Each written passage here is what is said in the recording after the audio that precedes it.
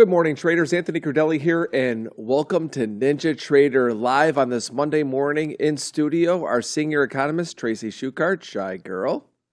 Morning. And not in studio over there in Charleston, but on the big screen, our boy Jimmy Cagnina, our senior market strategist. Good morning, Jimmy. Good morning, guys. You'll be proud to know, Anthony, that this weekend I was working on my suntan so I can get some complexion back to catch up to you. I mean, somebody needs to tell Merritt he needs to get in the sun. We can't wait to see how pasty white he looks on Tuesday. That dude's got to get out, and hopefully he got some sun this weekend. I always like busting his chops about that. And good morning, chat. Great to see everybody this morning. A new market environment, I think. So, we had kind of a crazy weekend, right? On Friday, we had heard there were exemptions to computers, phones, and other components, semiconductors for these tariffs. And then Trump decides to tweet on Sunday that this is fake news, even though it literally, it literally was on the White House website that says these are exemptions. So, and then we had Letnick come on the news that day and basically said they will reinstate those at some point. So a lot of confusion over the weekend, but markets still opened up.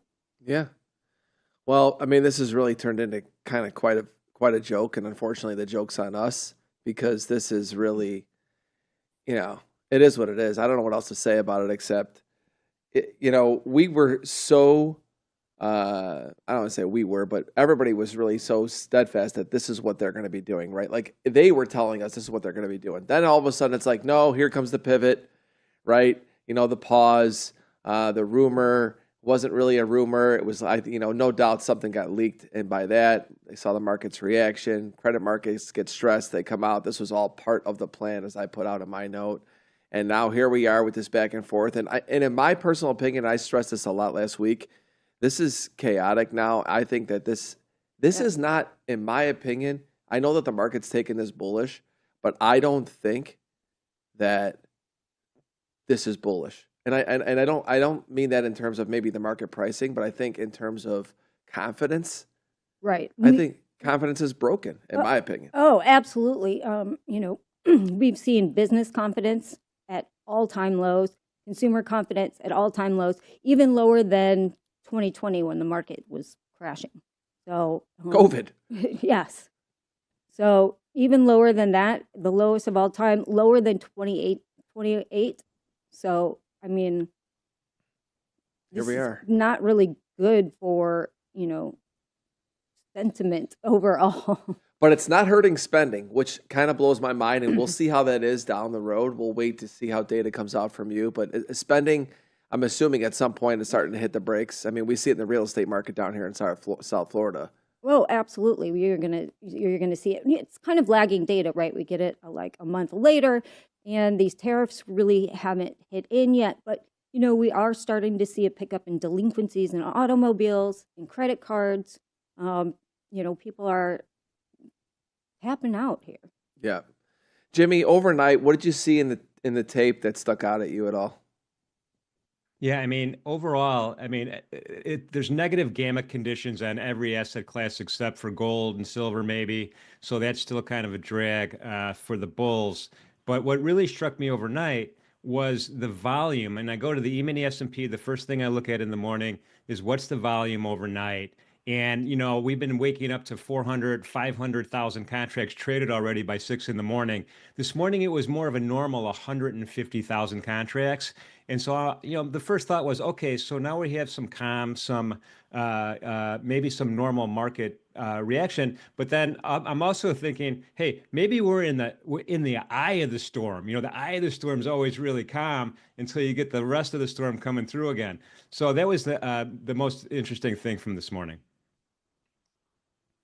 That's light. And yeah, it is very light. And, generally, though, when we generally see higher volumes when the market's going down than when the market's going up. Yeah.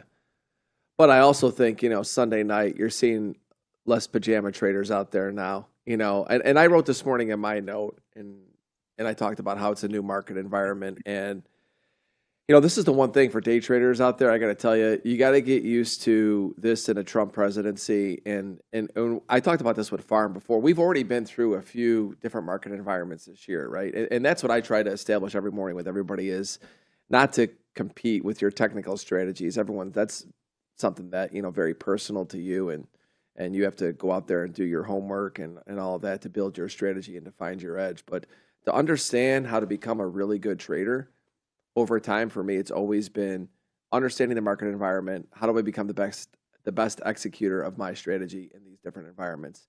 And the problem that I see with what's happening right now, and I wouldn't say a problem really, it's just, we go from this is what it is, this is not what it is, and now we're kind of caught in this limbo. And one of my good friends in the pit, he used to say, after you'd have these extreme times of volatility, he would call this tax time, where a lot of people would come back, and now everyone's over anticipating these bigger moves. You haven't quite adjusted.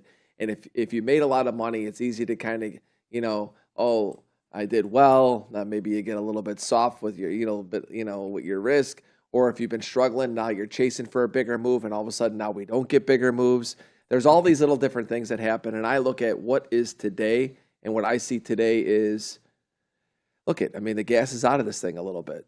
I don't necessarily think it reeks bullish. I think we're nearly halfway back, and maybe we'll see what Jimmy talks about that when we look at the S&P and NASDAQ and where they are. But I know that we're relatively close to there. I think that big high off of that huge up day becomes a really key point. I know the next day we took out that high just by a small margin in the S&P, but I think that area becomes important to watch. And now we could be in this range between just maybe that area or a little bit higher, or the lows. I think we're in the testing phase now. We're going to be testing resistance on the big picture stuff. We're going to probably go back down and test. Who knows if we go back down and test these lows? It would not surprise me in the least bit.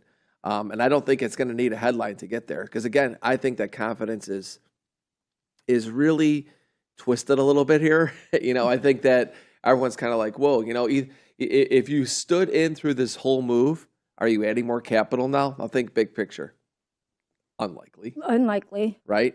If you're looking to add capital now, you're going to add capital now with 600 points off the low in the S&P. No. You're like, I should have bought then, right? I think there's probably cash on the sidelines, so to speak, and I think a lot of people are a little bit apprehensive if you're an investor. Obviously, for traders, it's a little bit different, but and then I go back to, again, the boomers.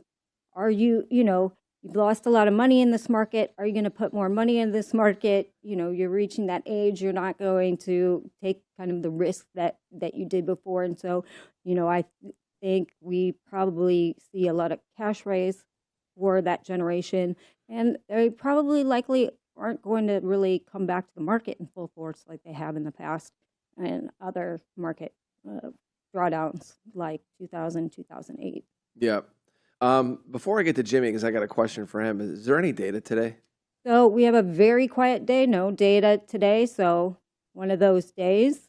But we do have Martin Pelletier. Why can't I never can pronounce his name right. Sorry, Martin. Coming on, and we're going to talk a little bit about markets in general and specifically the energy market. You and Jimmy can't get any last names right. I know, I'm terrible. Yeah. Well, and I've had him on my podcast a million times. I'm going to tell him to call you Tracy Shuchart now. Okay. So, Jimmy, I want to talk with you about the bond market. Quiet overnight, but overall, what are you seeing here? Because I think it's as equally as big of a story as what we're seeing in equities, I think. What are you seeing? Yeah, so we're subtly trying to, inch back up today, right? And there's this long-term area of support in the 10-year notes that we're trying to get back up into. We're wicking into it right now. Really, we need to see it close a little bit higher before I'm going to say this market is stabilized, at least for now. But yields are still pretty high, right? The 10-year yield was tracking at the CME group right now 4.433, which is probably higher than anybody wants it. But at least there's a little bit of an effort overnight to kind of get back up into that sweet supply and resistance area, pretty much around 110.06-ish, pretty much where we're trading right now. So the 30 years reacting a little bit more aggressively as well to the upside. But this is not, we're not in, there's no bullishness whatsoever in the Treasury complex yet. Again, I think that's an underlying problem for markets. Rates continue to be forefront. Any thoughts on that, Shai? We talked about how stressed the credit markets were.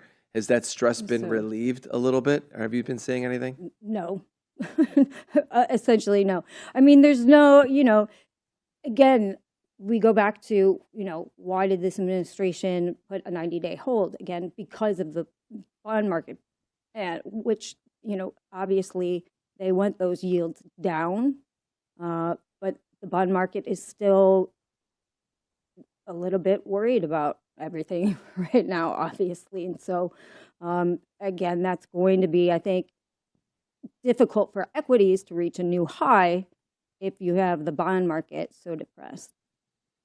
Yeah, this weekend I put a tweet out. I don't see really too much bullishness coming from this market the rest of this year. I hate to say that. I mean, obviously, I don't even like to think that long. I really don't.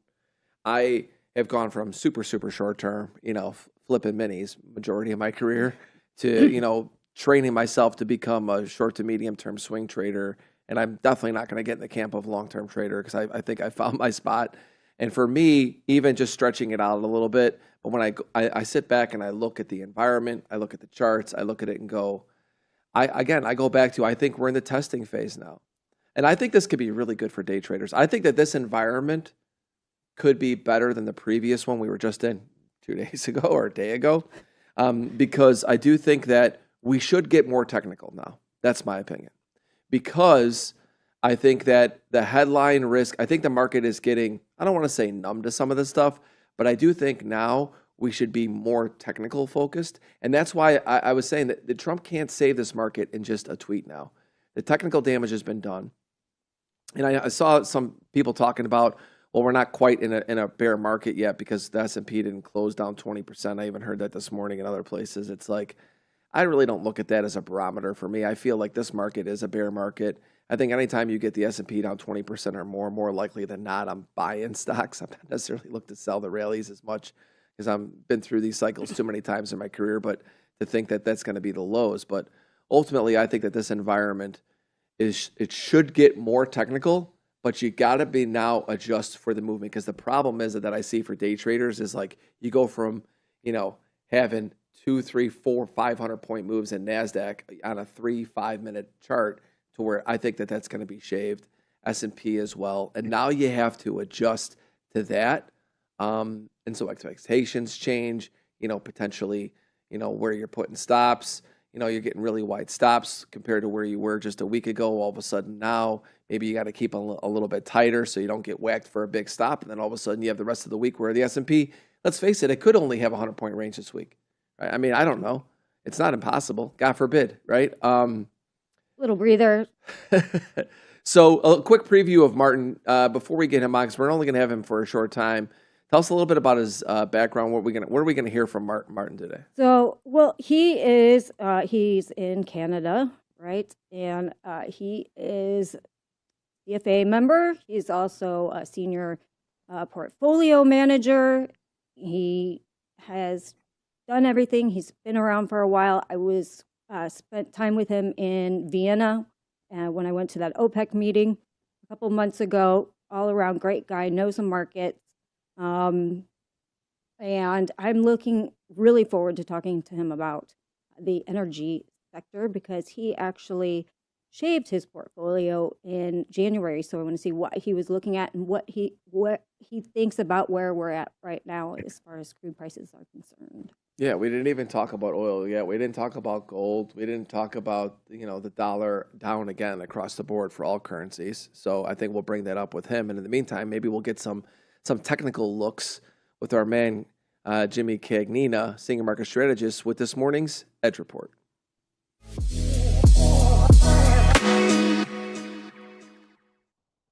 All right, so let's start with the E-mini S&P stock index futures right now. This is a daily candle chart. Mentor Q score for today, gamma condition negative, volatility very high at a 4 out of 5. Momentum low, though, at a 1 out of 5. Option activity also low at 1 out of 5. The one-day expected move is plus or minus 1.9%. And to Dolly's observation this morning, we have retraced about 50% of the way back up to the all-time highs that we saw in the middle of February. So we're entering this area. There's this area of resistance right here, right at that 50%. It's also where that 21 EMA hits the tape almost perfectly. So an area of interest right there. For the bulls, we need a close above it. For the bears, maybe a bounce up against it and a move back down. Let's just looking at the Menthor Q levels right now. And by the way, we did have a 73. Now this is deceiving a little bit. We had a 73-point high to low today. So my guess is, yeah, we'll probably get more than a 100-point range in the SPOOs this week. But that's a little bit deceiving. You got to keep that in mind. That one-day max number up here is kind of framing the top of the conversation, pretty close to 54.95. And at the bottom, we have JAX 1 at 5400. So that's kind of the S&P. Real quickly, we'll do the same exercise with the micro NASDAQ. And again, this is looking, eerily similar right now. Forget about this stat. It's a little bit whacked. But right now, again, we're right at that 21 EMA. We're trying to bump up against it. And a similar, really structurally similar area of resistance is up at 19,385, give or take a couple ticks. Moving on to and again, the gamma scores and all that stuff are virtually the same. The NASI right now, framing the top of the conversation, really, you have that one-day max up at 19,220. And then at the bottom, there's not a lot of stuff going at the bottom until you get to JAX 3 way down here at 18,900. But we've been kind of cyclically moving our way back up. Let's go check out that 10-year note really quickly here. We talked about it a minute ago, but let's look at it at a chart. And there's my area of support and resistance. That rectangle right here. This started back in the end of February. So this is this is 6 weeks worth of support resistance zone right here. We're popping back into it. We're tagging back into it right now, but we're well below all the moving averages. And the 8 EMA has crossed under the 21. So that's also a little bit of a bearish sign. Stochastics, though, we're not over. Well, we are. I'm sorry. We're at 11.36 oversold on the slow stochastics. Just drilling in really quickly here to a 10-minute. The volume profile is immature right now. We have a 0 DTE call resistance and gamma wall at 110 spot 08. And framing the conversation on the downside, I would probably ignore what happened really, really early this morning. I would draw a rectangle, and there's our area of support right now, with the JAX 2 framing the bottom of that at 109 in 24 30 seconds. The other big story I think that deserves some attention is the U.S. dollar, and I'm going to throw up the Euro FX on the screen really quickly as a proxy for this. This is the Euro FX versus the U.S. dollar, and it is in full raging bull mode right now. As a matter of fact, there's nothing but blue skies above, in this case, black skies. But we literally have maybe some fib targets. One of them was achieved. One spot 1425. This is an extension level. All the moving averages are shooting up. We have another target up here at 1 spot 1577. So if you're planning a European vacation, you probably should wait for this to settle down. It's not settling down right now. The slow stochastics is at 8631, but it can maintain that elevated level for a long period of time. So that's not really a signal. We crossed a long time ago on that indicator. Just kind of drilling down again into an intraday chart. We've been bumping up against this 0 DTE call resistance and gamma wall level for a while here this morning. So that's kind of framing the top of the conversation, even though we traded higher a little bit during the London Open. At the bottom here, we also have a nice frame at the bottom of call resistance around 1 spot 14. And then real quickly, let me sneak in another one here, because and Tracy nailed this last week. Tracy Shuchart, by the way, I figured it out, everybody. Let's go to the daily chart on silver. Again, we're kind of in bull mode right now. We have some moving averages with the potential to cross above The fast stochastics are moving on up, and we're at that 61.8 retracement level. If a close above there is pretty encouraging. Not quite there yet. A little bit tangled in love on the chart. Let's go over to that intraday again. We have, for silver market, I love some of the pivot numbers. R1's pretty high up, but very achievable. 32.65. We got to get through Jack's 3, but nice trend up. Even the VWAP and the VWAP bands are all angling up.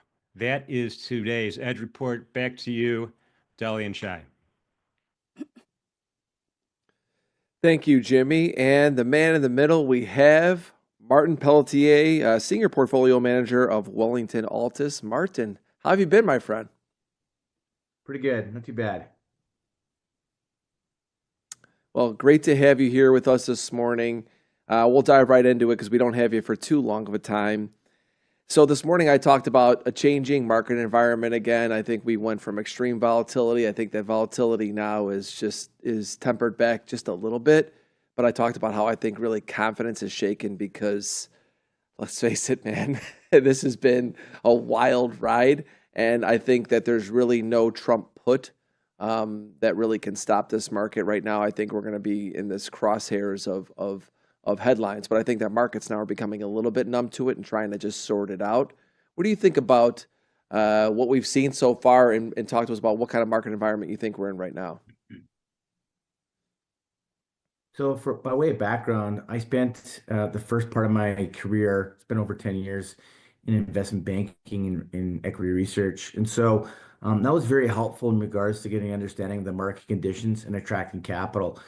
And as you have alluded to and talked to about the current market environment and where we are, it's really hard to attract capital into long-term capital into this kind of cycle that we're seeing here, and the big potential structural shifts and changes that we're seeing out of your government, and so now it's just going to be a trader's market, and that makes it difficult for long-term capital allocators like myself, where we're running money for very large families to put money to work in that environment. And so I think that is going to continue for the foreseeable future. We got delays. I mean, this is going to be going on for the next couple of months. And so that's going to make it very challenging for longer term investors.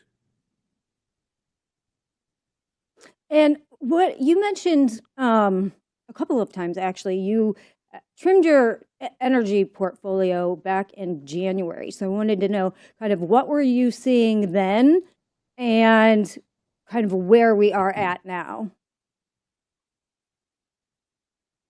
Well, I was more worried about the demand side of the equation and the potential impact from Trump tariffs.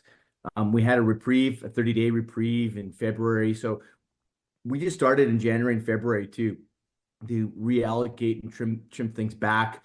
Worries over a U.S. economic softening, not necessarily recession. Then the tariffs hit, and then there was the back and forth between Canada. Most of our holdings are in Canadian equities, energy equities, and on the energy side for a number of different reasons. And so we said, okay, well, let's just de-risk it and take it down. And we got our timing was quite fortuitous. Absolutely. Do you think that sentiment has gotten so bad in oil now we could see kind of a bounce because everybody's so negative on it? I mean, the headlines every day are horrendous. Yeah, it's been overdone. And I do worry about a number of different other scenarios that could play out, especially in Canada. We have an election coming up. And that could have an impact on the Canadian energy space. If it is a favorable outcome in Canada per se, then these Canadian companies have break-even oil prices at $40-45 a barrel, which is significantly less than U.S. shale. And if we have a government supportive of getting expanding infrastructure, then there's a fire sale on these Canadian companies. And so we've been doing some tax loss selling in the space for the names that we did continue to hold are down. Um, and if we do get a favorable election outcome in Canada, it would be very, very enticing to take a look longer term. If you're buying, as I mentioned, you're buying some of these stocks reflecting in $35 oil prices, and you tuck that away in your portfolio. I think you can make some good money on that longer term. And so that's how we're looking at that space. Absolutely. I think, I mean, there's been quite the pullback in a lot of the Canadian names. So we'll keep that on our radar for sure. And what are you seeing in other markets? The U.S. bond market in particular, with these rising yields, when when obviously the president keeps talking about how he wants yields down. So, what is this market telling you at this point right now? Well, this is a friend of mine, Larry McDonald, did a nice video in Viral talking about how bonds have not been very good for portfolios for the last 4 years, and it hasn't buffeted the downside. And so for the 60/40, it's been very challenging. If I look at what the bond market is telling you, it's telling you that capital does not want to come into the U.S. And so not only are you have, as you mentioned earlier, Tracy, about baby boomers not putting money to work, or not wanting to put money to work. Well, that's just domestic capital. I think we're going to see a longer term trend potentially, that the longer that this goes on, it turns into a longer term trend, is with foreign capital returning back to repatriating that capital back to domestic markets. So money coming back into Canada, especially with the currency shift. If that continues, money going back into Europe, and it'll be more of a theme of people traveling, for example. Well, they're not traveling to the U.S. as much anymore, and so they'll be moving that capital back into those jurisdictions. And I think that's what the bond market is going to continue to tell you, unless we see a big step change with this tariff positioning. Yeah, Martin, I don't disagree with you at all. I mean, that was what I thought of when I was seeing the bond market go down that way. And it wasn't that the bond market was going down, it was at the accelerated rate it was going down. I thought was what was most disturbing, right? When you see bonds breaking that much in this type of environment, you're saying people just don't want to own them. And you can tell, obviously, a lot of that is overseas just not wanting to. They're pulling U.S. stocks and they're selling U.S. bonds.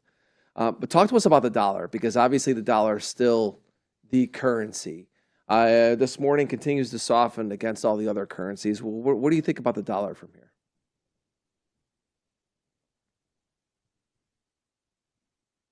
So I think that the dollar will continue to exhibit weakness here as long as we get the White House doing what it's doing. And there's certainly not going to be stability there. And so there's no floor as long as Trump keeps talking, and or Navarro or whoever. Um, and so I do worry about the continuation of the U.S. dollar selling off, and that in itself causing people to accelerate the withdrawal of capital from the U.S. market. The falling dollar of what we've seen is quite important, and I think people are underestimating the size of this pullback here and the consequences should it continue. We didn't talk about metals, but any thoughts on gold and silver? Because those continue to get a lift. They continue to get a bid. What do you think of the future of gold and silver from here? I wish I owned more. um, and I'm like a lot of people, probably underweight and wanting to be more weight, having more of it. It's fascinating to see finally gold doing what it's supposed to be doing, and it took something catastrophic like a huge shift in American policy on trade to cause that to run here. And the gold's done a really good job, even before the tariffs started coming in, of establishing some of the groundwork for its protection and its use as a protection in a portfolio. Daliel's did a good job of highlighting that. A lot of people didn't believe it because it just wasn't doing anything for so long. And so the more that we get this rhetoric out of Washington, the more gold is going to continue to do what it's going to do. And so I'm just getting my head around it is how can I add a little bit more for that downside protection as a risk management tool. But it's just having a heck of a run here. Are miners looking good yet? Junior miners. Yeah. It seems like Yeah. So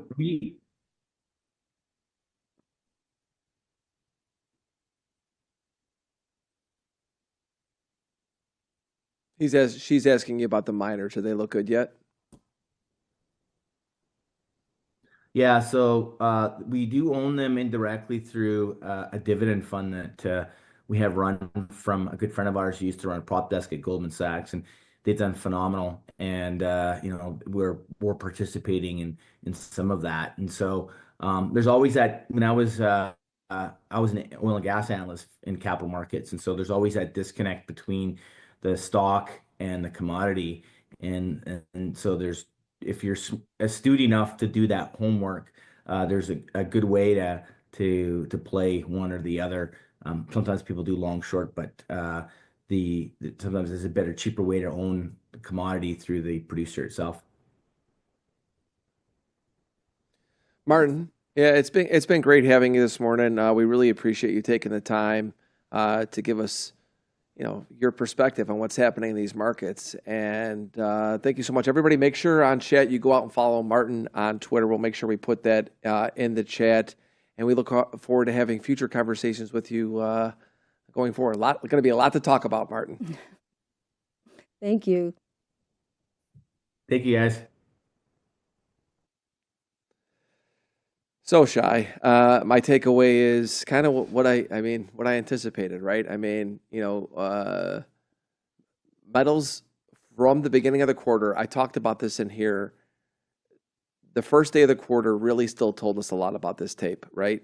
And I always go back to the first day of every quarter because when metals were bid then, they've remained bid throughout. Equities were offered. We talked about that.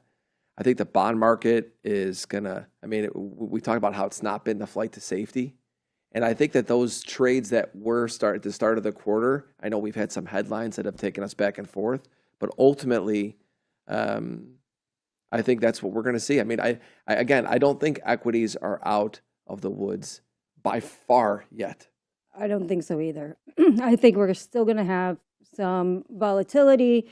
I don't really see us reaching new all-time highs again. We're starting earnings, but again, that's backward looking, that's Q4. And so we really won't know, until we start getting like Q1 and Q2 of this year earnings. So it will be interesting, and we'll be watching to see if these companies cut their guidance going forward, for 2025, and to see what earnings expectations are over the next few quarters.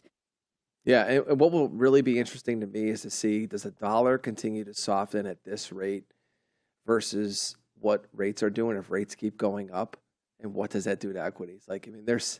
This is gonna be a big thing that we will follow closely every morning. And again, Shai, thank you so much for all your macro insights this morning. I really appreciate it. Thank you. All right, everyone, make sure you hit the thumbs up. Good morning, chat again. Hit the thumbs up for Martin. That was great to hear him and his perspective. And you heard him. It's harder to be raising money right now. You see what's happening with the dollar. You see what's happening really across the board with all these markets. So it was really, really, really great to get his perspective. And now we shift a little bit more technical as we're going to bring in my boy Pharm this morning. We always wonder what color Pharm Navy. Hit that like button for our boy Pharm. Pharm, it's Monday morning. Good morning. How are you? I'm doing pretty well, Deli. How about yourself? It's early. It's early for you. Not so much for us on the East Coast, but still early. Early in the week. And Pharm, you heard us talk about this macro backdrop. I got to tell you, this morning in my note, I continue to say this because obviously as we've got more and more people come in this morning, we're in a different market environment again. And you and I, we've been doing this. I think this is week 6 already that we've been doing this, and we've already seen, I think, a few different market environments. And now I believe that we're in another one where I think the biggest volatility is probably behind us. I think it's probably safe to say that for now. I think the market's getting a little bit numb to all these headlines. You never know, though. Never doubt it. But I do think that that's kind of behind us. And now I think we're in adjustment phase again. What do you think about that? Yeah, it definitely seems like this is perhaps a good opportunity for volatility to cool off a little bit. And honestly, I hope so, because a couple of exhausting weeks for sure, the last couple of weeks. So I wouldn't mind a little bit, more narrow range. Fewer tweets would be good. But yeah, it's a good time to cool off. I definitely don't think that we're out of the woods at all. But some short-term, stability would be nice to see, at least from my perspective. Still a lot of technical damage done. Still a lot of technical damage done in the bond markets in particular that I'm watching. But it would be nice if we could at least get a few days of some relative quiet anyways. I mean, when you've got, 100, 150, 175 handle overnight ranges, that's a little bit wild. So settling in just a tad today anyway. So hopefully we get a few days of reprieve. Yeah, and before we get into the charts, I mean, that's one of the things I talked about this morning with everybody. I think this is where a lot of new traders that go through different cycles, especially in this very short period of time, they fail to adjust to it. And, before we look at charts, first off, I think that we're going to get much more technical now. I actually think that the market is going to be more technical because I think that macro headlines right now, everyone kind of gets what's going on right now. A new headline just goes into the sea of headlines that we've had, and I think volatility is set to come off a little bit, although I don't think it comes off a ton, but I think it does come off some. And I think that we get more technical. But the adjustment that I think short-term day traders need to be able to make, and I've said this so many times before in my career, and it took me years to learn this, the best traders are the ones who are the best executors of their strategies in different market environments. Now, I could go back in my career, and sometimes I've traded extremely well during environments that weren't conducive to my strategy, and I still lost money, but I lost a little bit. But when the market became conducive to my strategy, and we don't talk about this enough, that's when I really thrived. But I've had to always go in and out of really trying to stay, it's our Super Bowl every day. It's our Masters every day, where we got to come in and we've got to be sharp, and we can't let our guard down for a minute. And when you shift from one environment to the next, in the short term that we've seen so far this year, that's the mistake that a lot of traders make. They either try to play catch up from seeing what other, people on Twitter have made. And there's a whole conversation on that. Or they've been struggling and now they're trying to, continue to shoot for higher expectations, even though they've not really been making money, and they get caught up in a lot of different things, or they've been trading well and they've just been kind of doing okay. And they're not adjusting to the different market environments. And every morning, you and I, we try to establish what the market environment is. And I try to get people just to have some awareness of what's going on, behind the scenes in the tape. And so I just think that everyone has to come in every day, especially, come in on a Monday. You got to reset for what this market is, and you have to let yourself ease your way into this week. Yeah, I think that's right. I mean, you mentioned, perhaps some of the best are able to, pivot in different market environments, trade different market environments differently. I mean, we don't all have to be the best, right? I mean, if it's not your market environment and it's not your kind of trading, I mean, just take the day off, right? I mean, you don't have to press, you don't have to, trade in situations, environments that don't work for you. There's a lot of traders that just really struggle to trade the short side, right? Okay, well, take a week off then, if market's straight down, but you can definitely do a lot of damage to your account if you're just constantly trying to buy dips in a no bid environment. So I think that's important to recognize what you're good at and what you're not good at. And we all have environments in which we're better, at least, and focus on that first. And like you said, avoid big losses, at least when it's an environment that doesn't suit you. There's plenty of days where, depending on where the market's opening, how it traded overnight, that I will have zero intention of taking a trade for the first hour. And I won't even have my broker logged in outside of looking at charts or whatever. And that's fine. And if I can pick off a trade later on in the day, once things settle in and I've got more information, then, I'll go ahead and do that. But, we talk about this a lot. There's a lot of people that feel like they just always have to be in a trade, and the trade's going to happen right at 9:30, and they got to be there. And that's just not the case. The market's always here. There's always something to trade.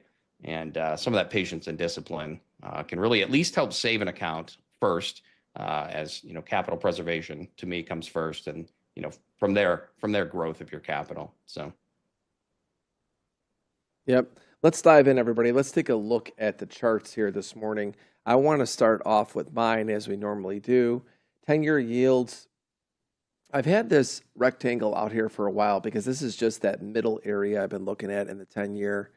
And when I look at the 10-year yields, 4.4 this morning, they are coming off just a little bit, but not back into this range that we were in for really the last month and a half. And I think that this is something to watch throughout the day. If 10-year yields start to pick back up again, as you can see with my Bollinger Bands, volatility is expanding. Top Bollinger higher, bottom Bollinger lower. Anytime I see that mouth open, it's range expansion. So we'll see. I know that all the purists, the bond market people are saying don't chart the yields. I really don't. I really, if you go to the 10-year, it's going to look the same. If you look to the 30-year, we're in range expansion there. I just like to show the 10-year micro yield so everyone gets an idea of what they look like, because they're an actual futures market. Look at the 30-year. Inside yesterday's range so far, trying to get a little bit of a lift this morning. That will be a story. If we start to push up higher, I wonder what that does to equities. Keep it in just the corner of your eye, everybody, and see what it's doing. If it has an impact on equities, great. You're aware of it.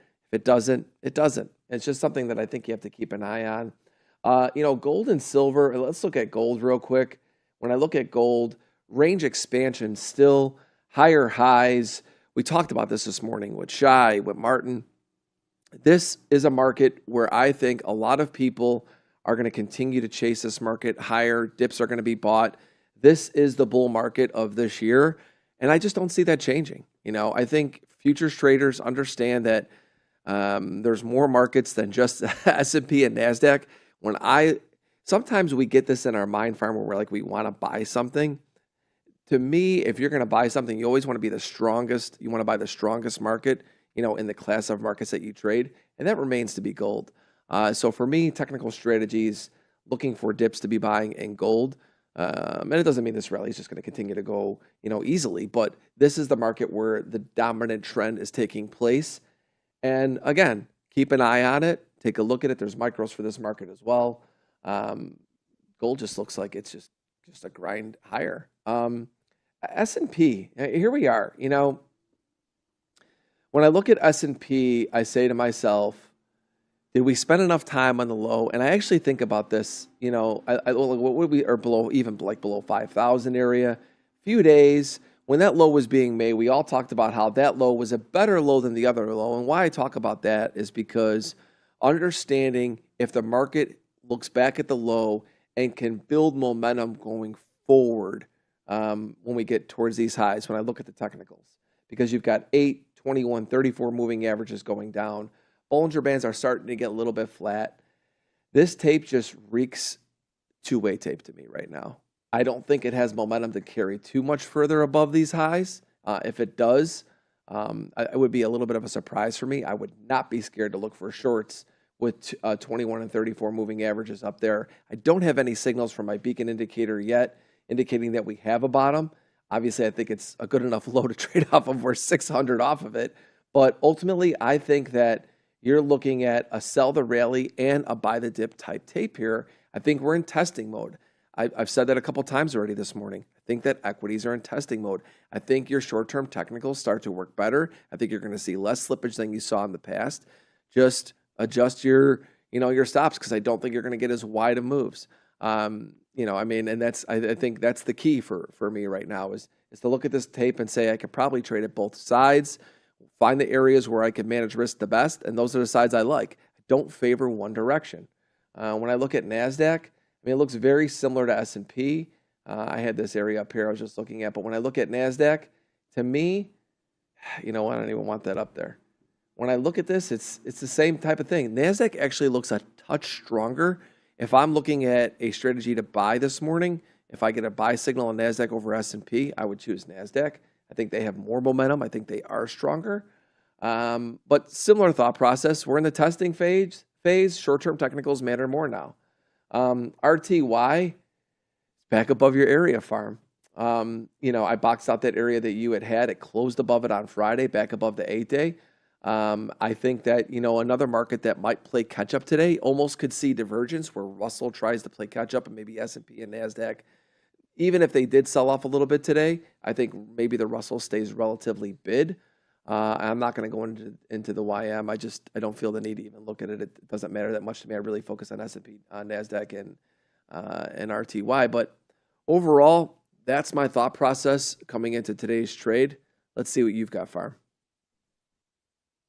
Yeah, I agree that the low is okay. It's not ideal, and I definitely wanted to see us after we ripped out of there right on Wednesday headlines. I did want to see us come back and at least give some new money longs an opportunity to reaccumulate. It appears that they somewhat did that. Obviously, where we're at here, it's been lifted, so that's a decent look. Again, decent low. But I don't know. I'm not really convinced that it's the low of the year at all yet. We never know what kind of news we're going to get. But you're right. Like almost all the volume was above like 5,000. I mean, like 160, 170 handles above the overnight low. So there really wasn't a whole lot of time and volume spent, sub 5,000. So after seeing, a 2.5 month distribution process take place up at the highs, I don't know. It's kind of hard for me to imagine that, with essentially no volume put in below, 5,000-ish, that we've accumulated, big money has reaccumulated to launch this to new highs. Now, it's not to say it can't be chased back there because there's some, crazy policy changes, what have you. But I'm not seeing that either. You mentioned RTY, and one thing specifically I'm watching today, because we're talking about bonds. Let's back up on the way down off the top. I had talked about using USDJPY along with, I was watching twos. SOFR would have been fine. But we were sort of in this growth scare mode on the way down. And what that has flipped into, at least for me recently, has been, the long end now, bond market. So 10-year yield, 30-year yield, as you've been talking about. And so to me now I'm watching, I'm personally watching ZB. It could be ZN, what have you. Whatever you like to watch is fine. And how volatility responds to movement in that market. And with respect to RTY, I would like to see if we are going to have a sustainable rally today, this week, I would like to see RTY find a bid. I mean, the dollar's down, yields are down a bit today. Things seem relatively placid. And so in that environment, it should be relatively good for the RTY. So if it can't sustain, this overnight bid, it can't sustain its gap with yields down, dollar down, then I'm going to be a little bit more concerned and look for that to potentially translate into ES and NQ, even if it's not today, maybe it's tomorrow. So those are some things, some of the softer things that I'm looking at. In terms of specifically, technicals, I'm watching the April 3rd, that Thursday breakdown as being potential top of range. Obviously, we have last week's high in here right up at 55.30, basically, which was an overnight high. And so in general, if we can sustain a bit above last week's high, that's a good look. I feel like I want to give it the third, and you can just see why. I mean, you've got this prior area of consolidation here that's got, a fair amount of supply. up there that's acting as resistance. And so no real surprise, that the first test of that was met, with some responsive selling. Again, we had talked about, getting back into, the Friday, Monday, Tuesday RTH range was a potential very bearish setup, but it didn't play out, right? Thursday came in, and all that ended up doing, and you'll see that when we get to the weekly profiles, is all that ended up doing was leaving a double distribution week, obviously closing in the upper distribution, that's a win for bulls. So yeah, very, very neutral, very two-sided here, because, I'm not really looking to slap along anywhere near here. I may look for shorts, and maybe not today. But same time, I do believe that bulls are in short-term control here, particularly if this gap sustains. So I'll drill in on the weekly profiles, and you can take a look here at last week. Let's zoom just a little bit. And so you can see, when I was talking about that Thursday day, that we kind of came in here. This volume, of course, was not here at the time. We basically had this volume here putting in, roughly, a distribution. And so all that this did was give bulls an opportunity to spend some time and volume up here for the rest of Thursday, overnight Thursday, Friday, and then just break away and sustain a breakaway from this lower volume. And so I got pretty bullish, especially on NQ. It looks a little bit more clean on Thursday, after seeing that low get put in. But again, we have, kind of a lot to work through here. And so what we've been doing overnight is, we had some very thin structure from the move higher on Wednesday.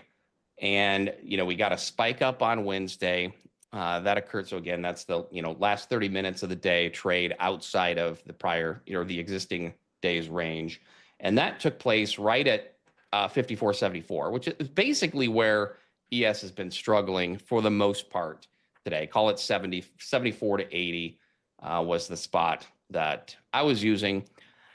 Sustain above there, and we can retest basically last week's high, I would expect, or at least 55.09. I know PAX is monitoring that level. It's Q1 low on a non-back adjusted chart.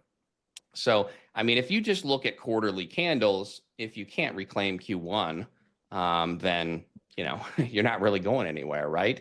And it does look like so far, we're building some volume up here. Again, we broke away from this, lower volume last week, and then we put in some volume up here. Obviously, you see we put a lot into the close, and we're now trying to break away and sustain away from that, sort of filling in some of this area here from last week. And so all that looks healthy to me, as long as this gap isn't given back.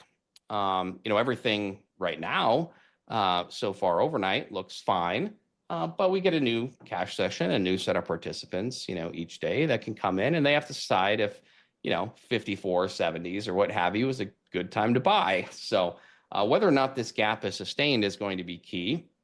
It is a true gap in that we are opening entirely outside. We've got 30 minutes to go, but as of right now, we're opening entirely outside of Friday's range. And so as long as that sustains, anybody that's short from Friday is stuck. But again, on the flip side, we are still an inside week. And so, in terms of, last week, you can't necessarily say that every seller is stuck, but certainly most of them are stuck. And then you've got all that overhead supply. So very much two-way, very much agree with that.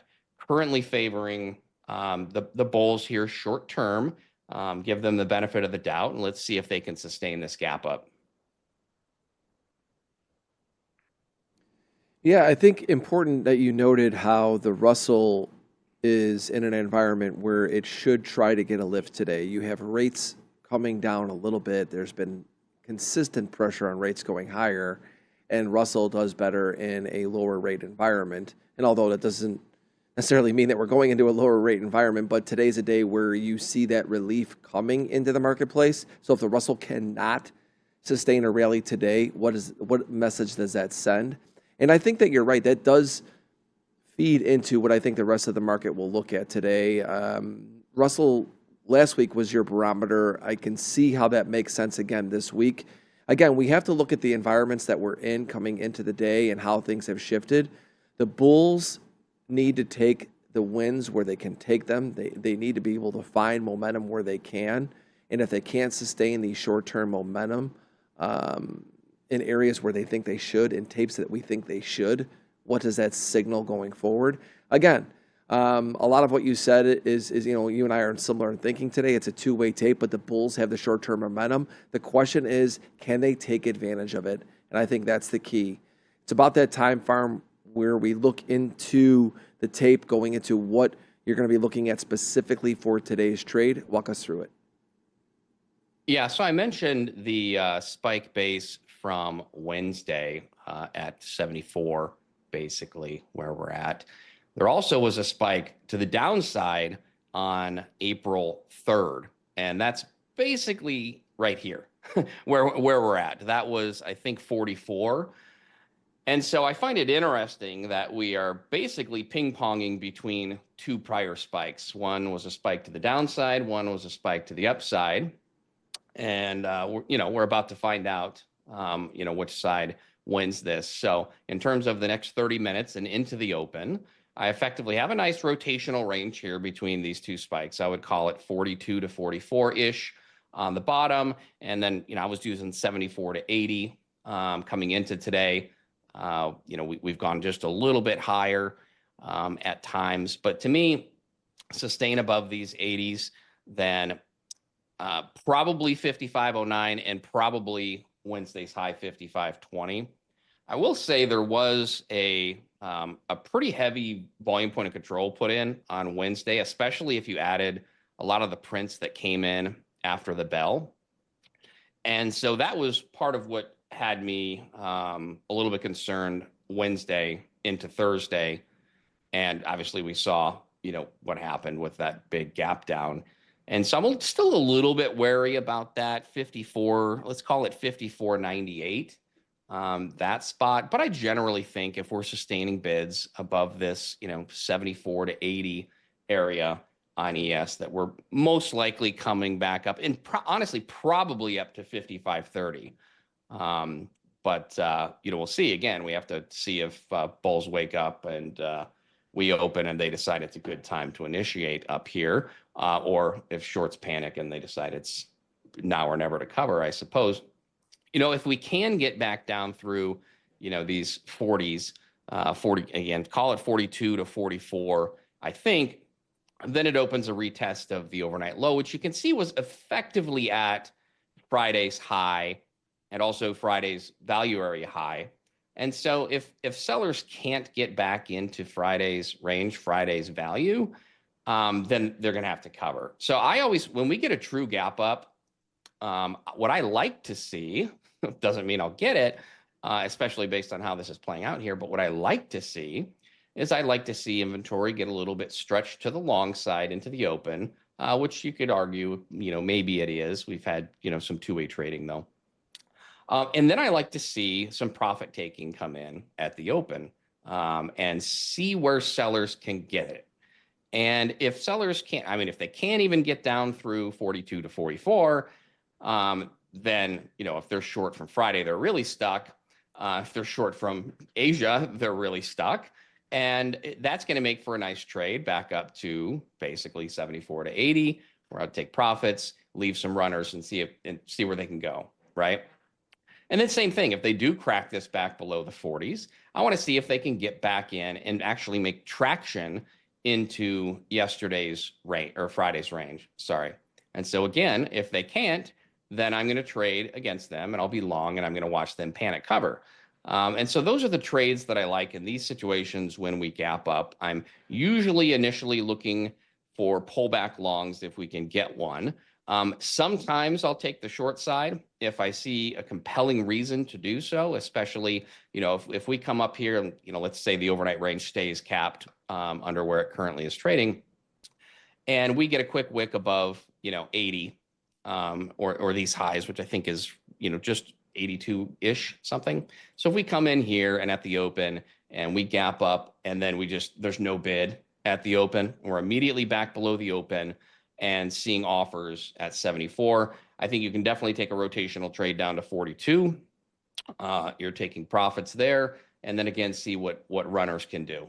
that spot's lost, we could potentially test the overnight low. And then at that point, you're talking about a pretty decent range, and inventory would probably be pretty stretched to the short side. And I think it'd be pretty optimistic to think that we're going to get into, Friday's range, but maybe. So those are kind of the setups that I see based on the current profile from overnight and based on the current situation on a true gap up. Merritt likes to say, his edge is at the edges. I absolutely love that. Right now, your edges are kind of up here, 74 to 80, 42 to 44 for right now. And then you've got another edge, right here, basically the overnight low. As usual, I love seeing your perspective. I love seeing the volume profile. And I think for all the traders out there that don't look at profile or haven't before, you provide invaluable insight into what the profile looks like. And as usual, Pharm, it's great to have you. Monday through Thursday, Pharm is on with me roughly 8:30 to 9. We do this every day, and we have fun with it. The Pharm Navy comes and gives the thumbs up. Hit that like button. And if you're new to Pharm, make sure you go check out what Pharm is doing on X. We'll put his Twitter handle in the chat and check out what he's doing with his Substack. Hardest working man in the biz, my brother. Always a pleasure. Appreciate it, Deli. You have a good day. All right, everyone, hit that like button for our boy Pharm. And next up, we have Tanja Army. Monday morning, as usual, we start off at 9 a.m. with Tanja, and we do a little bit of back and forth. We see what her plan is for the day, then I drop off, and then Tanja trades. It's one of the most popular sessions for the week. Tanja, good Monday morning. How are you, and how was your weekend? Good morning. It was a good weekend. Yeah, very restful. I was very happy on Saturday night when I realized the next day was Sunday. And I had another day because Saturday felt a lot like Sunday to me. And yeah, much needed rest after, the huge ranges we're dealing with last week and the back and forth news and everything. And yeah, back at it again this week, and we're ready to go. Yeah, and this morning before we get to your charts, quick mindset coming into today. This morning we talked a lot about how really we're in a different market environment from where we were just last week.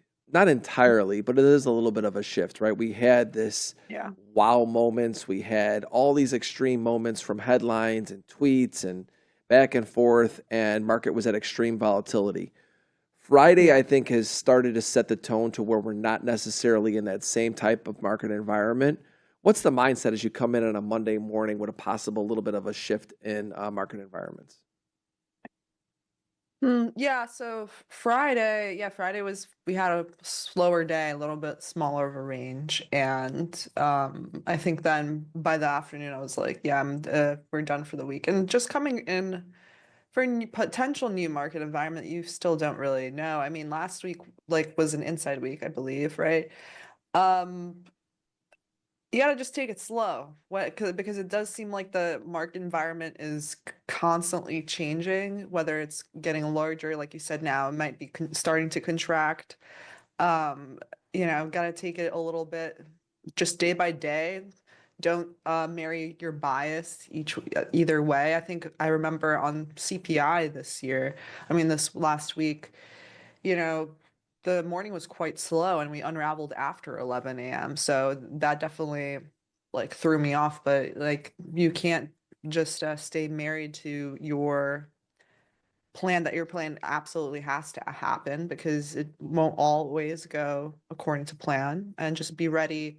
If this, then that. If not this, then not that. If it doesn't happen, then don't do your plan. And then you can start to formulate some new idea, perhaps. But it's a lot of observation. There's always an adjustment period, so it is more difficult if you keep having to have an adjustment period, and we just, we're not constantly staying in the same market environment, but rather there's ebbs and flows. So it's all about staying nimble. And I think that a lot of times during the market, what I end up doing is I'm always talking to myself and measuring candles to see how large 1 minute candles are. Last week it might have felt like a smaller range, but you still had these 1 minute 80-point candles, which is insane. And kind of just priming your mind to be ready for that moment, because you have to get used to it. And that's really all about the visual preparation and the self-talk that comes in for me. And what do you think about that, Deli? I think you're spot on, and it shows for you at your age how far you've come and seeing different market environments. I mean, let's face it, Yeah. for newer traders coming into an environment like this, as busy as it was, you've stayed composed, confident, patient, disciplined. We've watched you on the stream. It's really been, just a pleasure watching you throughout this. And so let's take a look at the Yeah. charts this morning Thank you. and let's see what your technical thoughts are. Yeah, sounds good. So like we're opening up today with a little bit of a gap up. The Nasdaq's up about like 2% from Friday's close and ES 1.64%. Looks like ES is a little bit just stronger in that regard where in regard to where it opened. So honestly, I always like to mark out these gap ups. It could potentially return to fill half of it, or we'll see basically. So I also like to look at this as some buy side liquidity here on the daily. So if we remain strong here, we could potentially hit this high up here, and this high, and then let's see. Let's go down to the 4-hour. I think I talked about this on last week when we finally had a little bit of a shift there on the 4-hour. Let's see. It's loading. There we go. We had a bit of a shift here. We hit that monthly level that I had marked out earlier. And then we did have this 4-hour break of structure to the upside where we did break with a displacement here. Here we didn't, right? We just like teased it and then came back, retracted. And then here we finally had a little bit of a displacement to the upside for both ES and NQ. They look pretty similar, honestly. So then I said, okay, I want to see us retrace 50%. So there was a decent short there during CPI day, but it was pretty slow during the morning. And we did end up having a little bit of having a bounce there at 50%. So quite interesting. And so far, like the bullishness is holding there. So I'll just look at this to this. And yeah, we came back into 50% of this leg up. And we did wick into it. And we had another structure shift on the upside. See if I go down to the hourly to see that cleaner. Yeah, it did sustain here. And then we came back again into this 50% of this wick up. And we sustained it. It wasn't like such a clean continuation up higher, but there was a long there in the afternoon. Was able to get a little bit of that. Here on the 5-minute, yeah. Other than that, like that, this retracement back to here, then it was pretty choppy here, I remember, afterwards. Yeah, I remember it coming back up to there. And now, let's see, we're having that gap up. Yeah, so let's just look at ES as well there. For the fib, this is a leg up. Yeah, it came back to 5,200. It did wick that area. And it was able to hold up. That being said, though, was it such a obviously clean bounce? No, but it did provide some long opportunities here. And then it is holding up, and now we're having that gap up. So I have to stay marking out swing highs, and I'm gonna continue my bullish bias for now. I think that, yeah, there could be people still caught offside, still stuck in their shorts, and they might have to exit them today. We'll see. Let's see on the hourly here. Do you want to make sure I mark out that high from last week?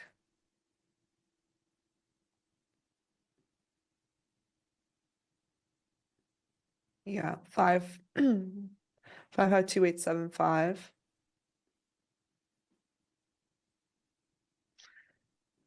And then for ES, and then yeah, we could potentially come all the way back up to this high up here if we sustain above that. I mean, the first level we'd want to look at is here.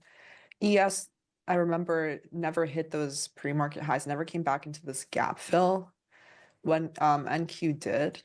Now that I remember that. Right, we've had NQ be the stronger sister, and she is today. I mean, she's up 2%. We had NQ take out this high here, and then it filled in this whole gap basically. Let's see, did it come all the way back up? Not here, but like it did fill this volume imbalance. So ES could come up into this area. Next, for sure, I would go for this. Yeah.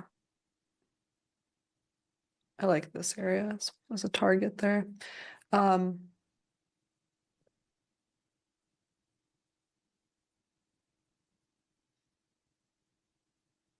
then what would we do next? And then yeah, I would also mark out this high on NQ.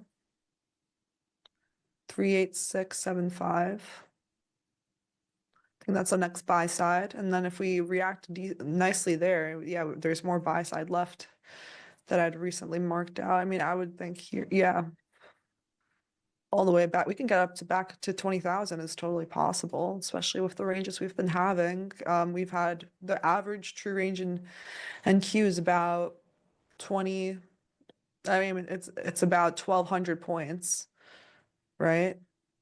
It's just insane. I mean, because I remember a good day, a good range back in my day was like back in my day, was like 400 points.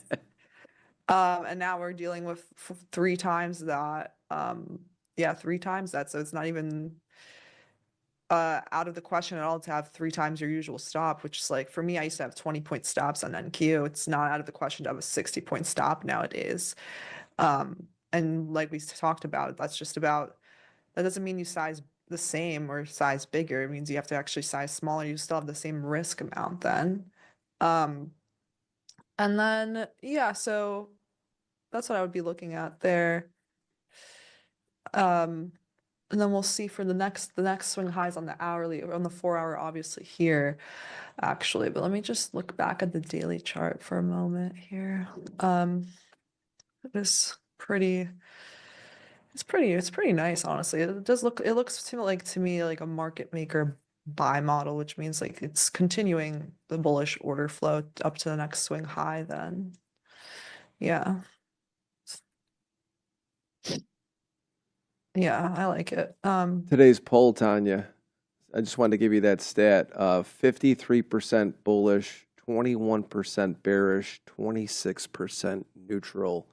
Almost Yeah, 600 votes so far. Okay, most people agree with the bullish stance that me and Pharm both have, actually. It's always interesting when that happens. But it's a little bit I'm always a little bit cautious then because of just the simple fact of if there's so many, like a lot of times when more than 50% of people are on the same page, especially when it's a 3-way poll, it's like, okay, there might be a shakeout or might be a little bit difficult, but we'll see. Today is Monday. We don't really have any red folder news. We have a lot of FOMC speakers today, which I don't love, but it could be a slower Monday. I would probably just look for this buy side is likely going to get tapped in. And then yeah, we'll have to see the rest. But so far we have that gap up. I'll look on the 15 here to see that a bit cleaner. But I mean, it was actually a wild back gap up there. Started, yeah, we started there like freaking 370-point gap up. We did fill in half of it though, so it doesn't even have to continue lower. So I'll just have this as like the remaining one because that we didn't fill in. That's what I'll do. We don't have to come back into this. Let's see. For ES, I'll have that. And then, yeah, and then I like this high here.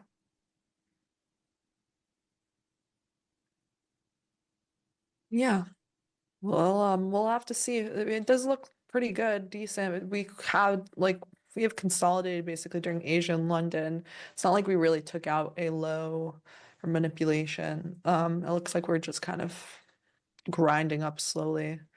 So, it Yeah. might be a more muted day in that regard, but we'll have to see. It'll be interesting.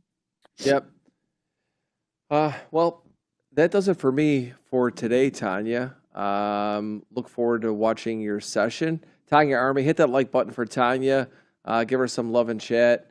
I see some people busting my chops in chat. I'll be in there for the rest of the session watching Tanya. And as usual, Tanya, thank you so much for joining us for a full trading session on Monday. And I will see you tomorrow for our morning prep. Awesome. Thank you. All right, you guys, we have 13 minutes until the open. Pretty much prepped my charts.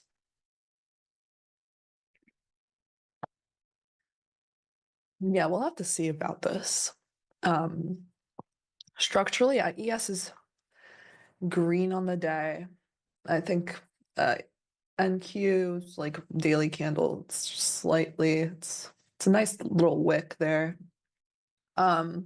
So from where we opened, because we gapped up more for NQ, right?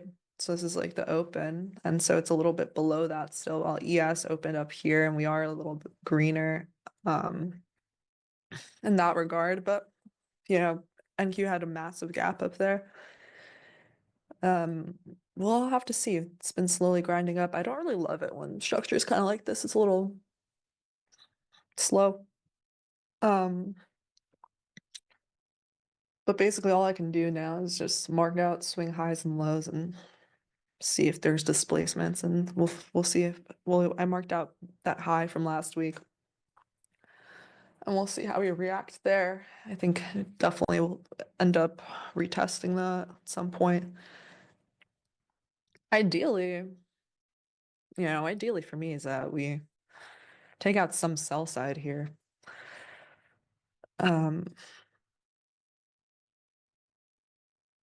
All right, this is like London session. This is London low here. So I'd mark this out in a way. Mark out the London low. Maybe one of them takes it out, the other doesn't. It's kind of interesting how NQ, yes, actually, it's London low is like from 215 here, actually. In a different area, so you have a little bit of a divergence there. The tiniest of ones, because NQ didn't take out this, NQ did take out this low.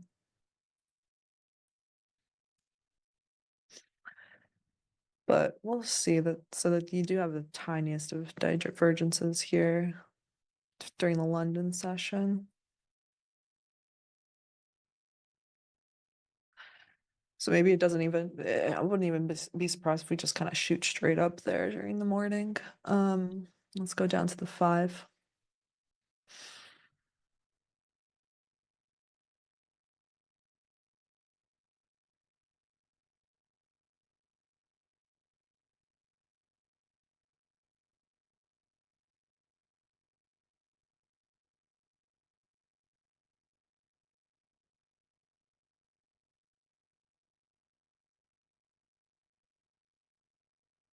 Thank you, a bit stronger. since London. But still relatively they're pretty close.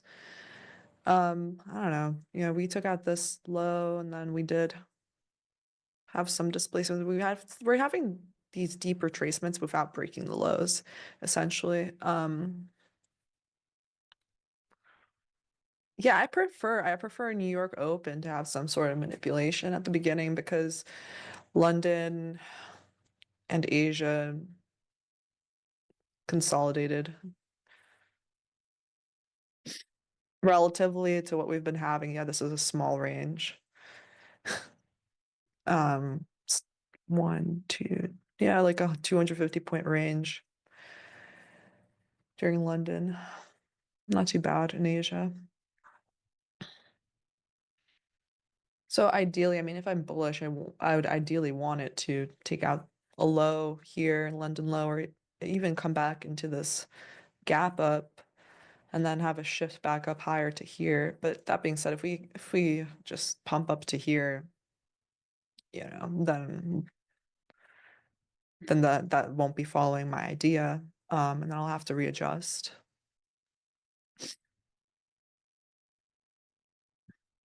Yeah. Most people are bullish. Most people are bullish. I mean, yeah, I'm also bullish. We have about 9 minutes until the open.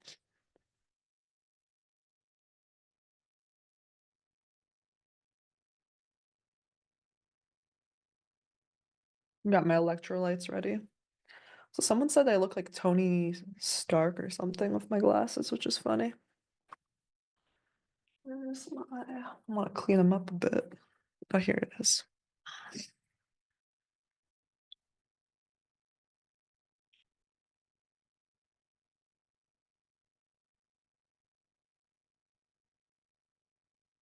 I think the hard part is that like once I had like my best day 2 weeks ago or like 10 days ago or so, and the hard part then what happens after that is you start getting a little bit into your head by like, oh, thinking about every day could be like that, or then trying to chase those big wins the next day, and you have to be careful then because you might be overconfident and then over leverage. It's not always, it's not the same trade each time. And just follow your process, continue to follow your process. You shouldn't be trying to bet the house the next time, double or nothing, What do they say? Like, there's like a funny meme that's like, you only need to double your money like 10 times before you're a millionaire. It's just double or nothing 10 times in a row from $100. But yeah, it's never good to get caught up in those types of moments. And it's always good to then reset, like after a big win and after a loss. Yeah. A lot of times you can have a good loss, still a good trade because it followed your plan exactly. You did execute it exactly how you should have, and you just didn't pan out.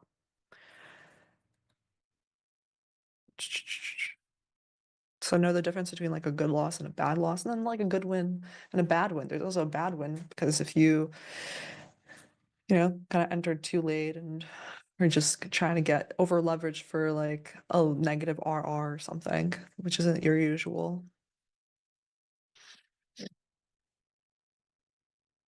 This is the open in about 5 minutes, 5.5 minutes. I marked out the open.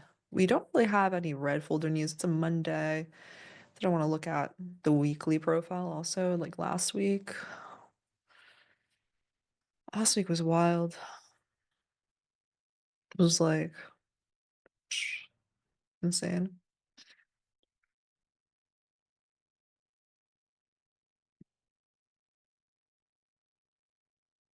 So it was looking really terrible in the weekly until Trump paused the tariffs, right? Let's see here. Yeah, last week we took out that low and then we came back into the range, and this week, yeah, coming back higher. Let me just move this for a moment. Yeah, so I have last week's high marked out. that would also be about 50% of this volume imbalance on the weekly. And have this weekly high before it marked out as well. Along the way, there are probably going to be some speed bumps. Like, I don't anticipate this market to just go straight up or straight down that easily. So, because you could get to 50% of this wick on the upside as well. Okay. Yeah, I'd have to look at standard deviations. So maybe the standard deviation from this move lower on the hourly actually looks pretty decent. We're about to, well, this hourly closes at 10. We'll see how it closes. If it closes above the previous hourly high, then we can potentially just continue going up. If we close below back in the range, then we could sort of just continue zigzagging or coming back down lower here. Yeah, the 15 is looking strong right now. So I'd look at the fib from there to there. Let's see if this is the one that took out a small low there. Let's see.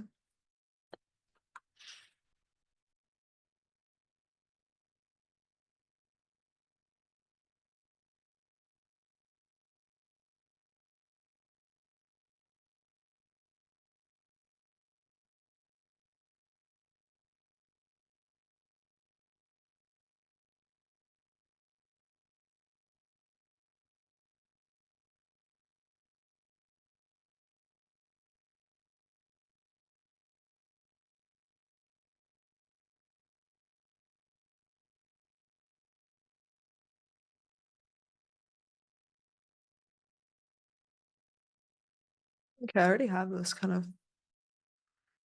This actually lines up pretty perfectly to here, which is crazy. Okay.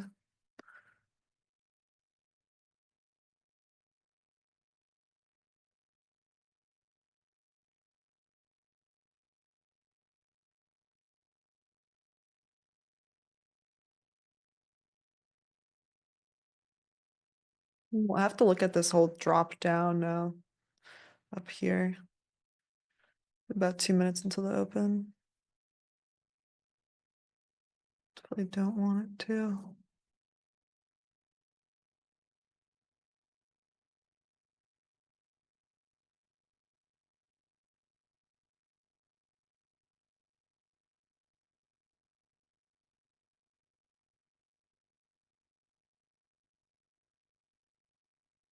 Okay.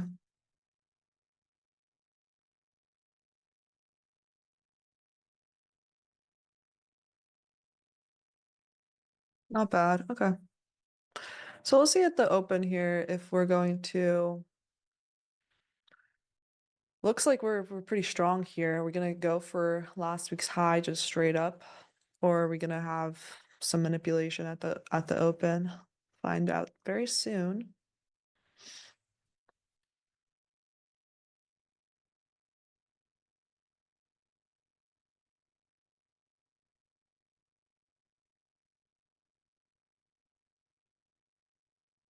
Yeah, ES is a little bit muted. Oh, wait a second.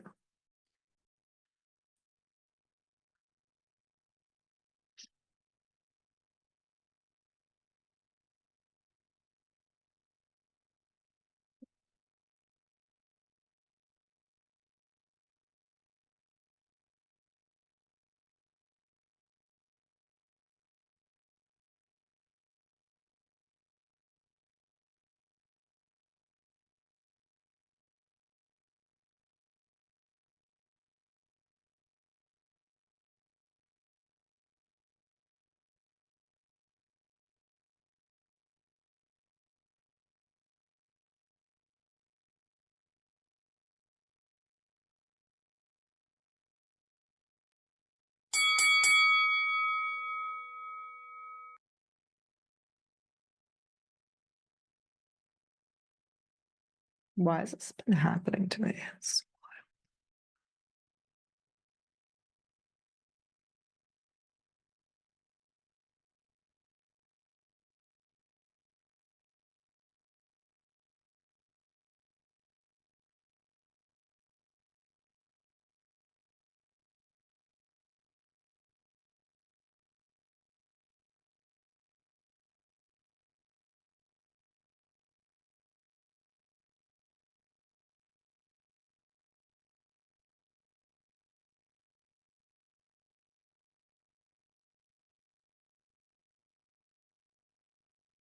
Okay.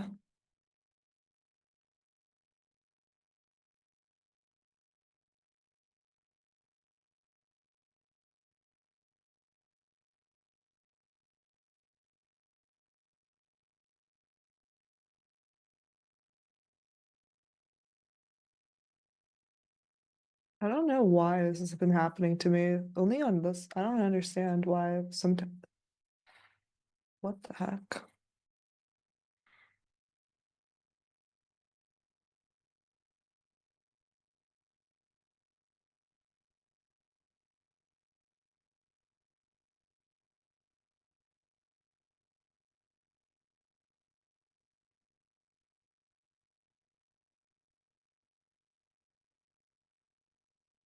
Why?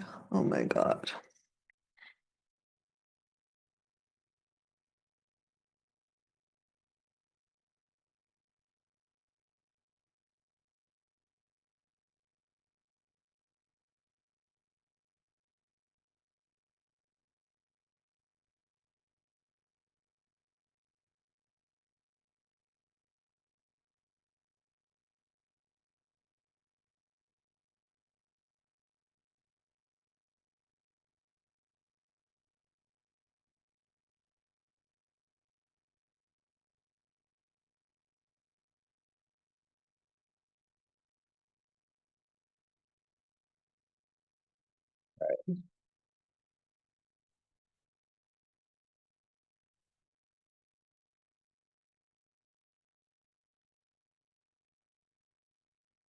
Yeah, right.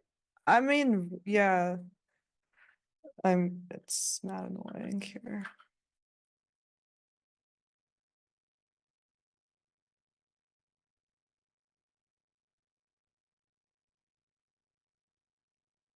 I don't know why I'm getting technical difficulties. Sorry, guys. I'm disconnected from a data provider, but I have it. So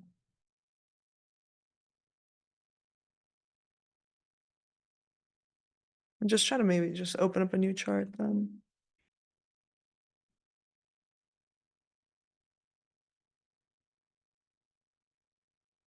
Um,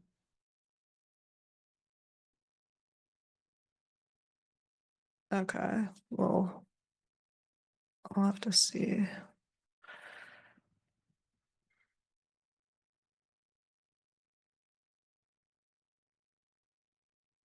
Yeah, let's just see here.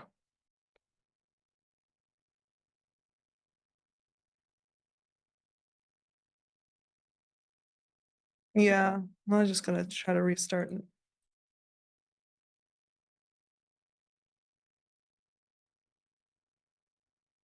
That's crazy how that happens right at open. We had something an issue with TradeAvate or some data provider.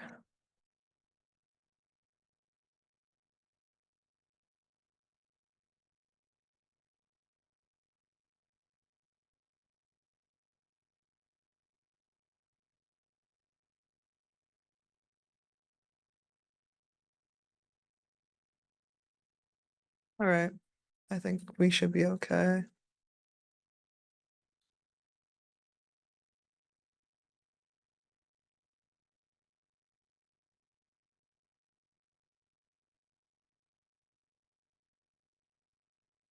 Okay.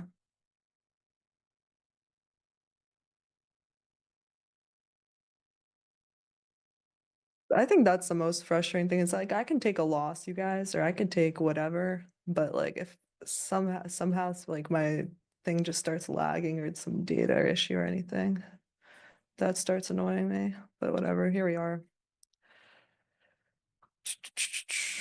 The 5 minute came back here. I mean, I have to mark out some things, but it's fine. We didn't take out any sell side, or buy side really. So we're good for now.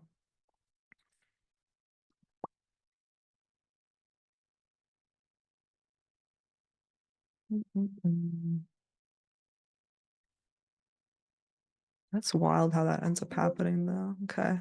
So we're dropping a bit.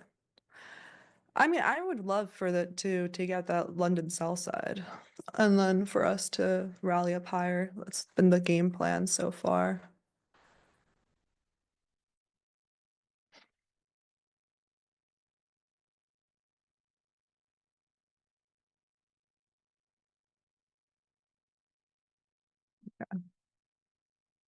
Right, so let's remark that out. It's no big deal. London sell side's here.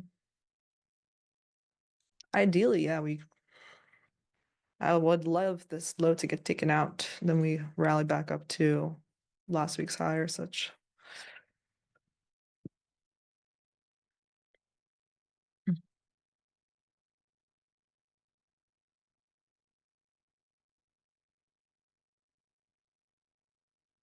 So let's go back down here, and Q is dropping. We took out the high that we made during like the gap up essentially. And then we dropped pretty sharply from there for the NASDAQ. For ES,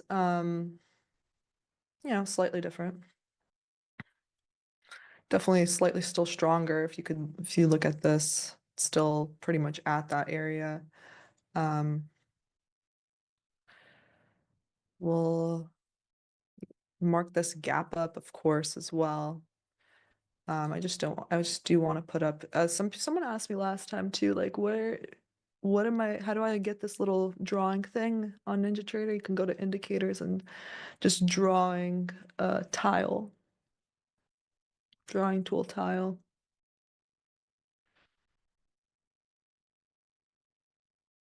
I like bar timer too. It'll tell me how many minutes left in that 5-minute candle, for example. So here we are. ES and NQ coming back almost to that London low.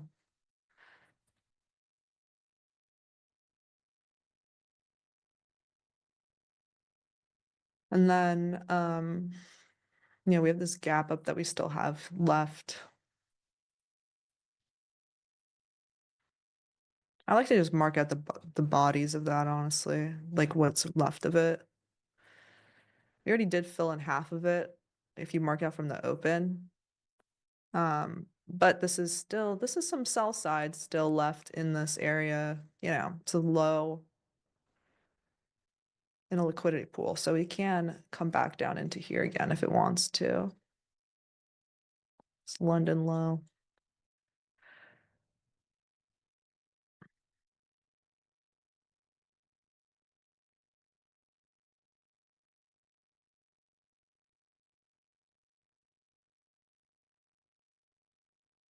And then same thing for ES.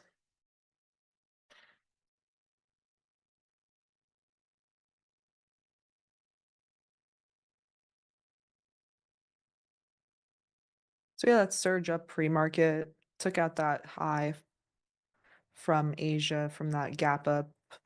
Coming back into the range now. I mean, we're still ranging. My plan is basically if it comes down into this London low area, takes out some liquidity, that'd be great, or even down into here, that'd be fine. I would look for a shift back up higher to just go for this like weekly high, honestly. So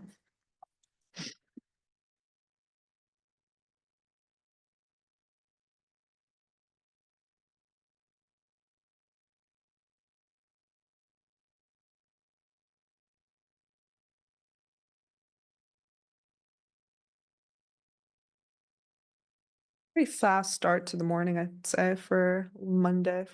How much did we move so far? So currently first 10 minutes of the session.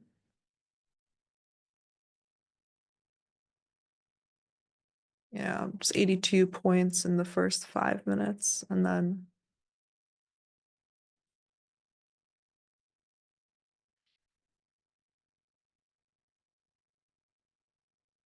we'll see if we hit this London low.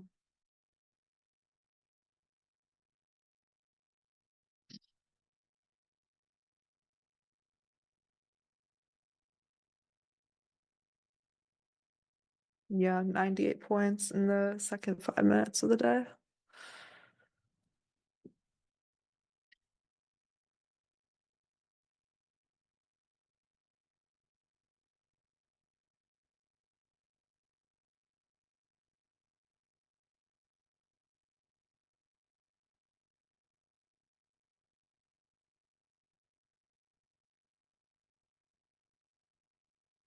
This is like they're your first set of sell side essentially, or the first, like it's a session low. It's not really so much of a super large liquidity pool.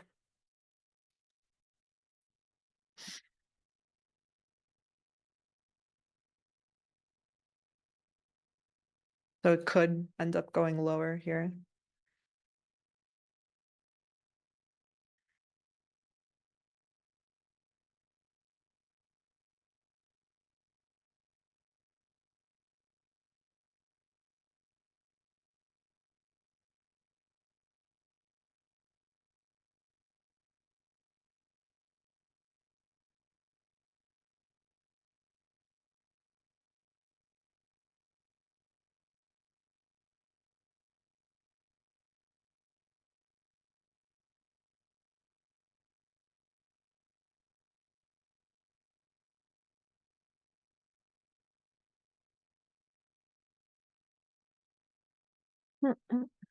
Okay, so we just hit that London low for NASDAQ. Pretty much. ES is still lagging. I would rather it hit it. Like we just barely ticked below it for NASDAQ.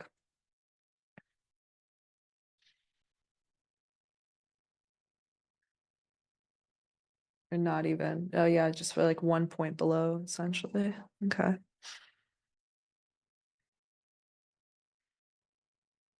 Now we left these, it was a fast push lower.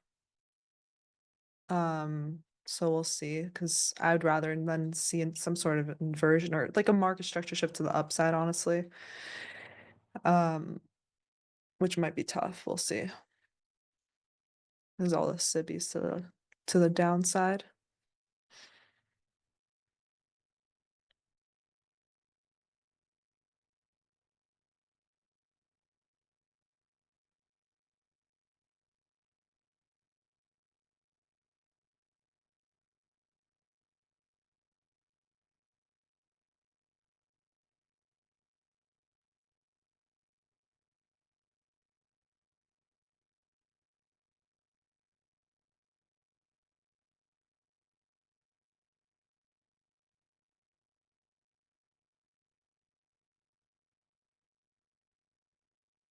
Yep, we're through London low cleanly now on NASDAQ. ES about to hit it. Well, that's quite the 15-minute down candle to the downside. Well, actually, London low we talked about earlier is actually down here for ES, right?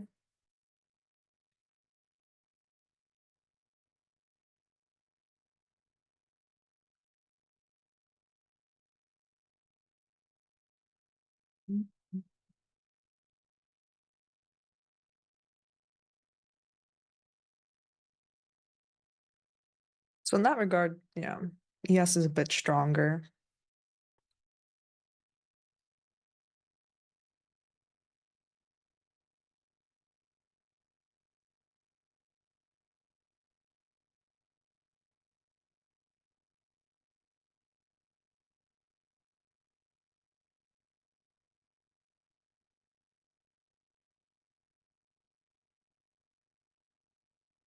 We'll switch to 1 minute here on ES.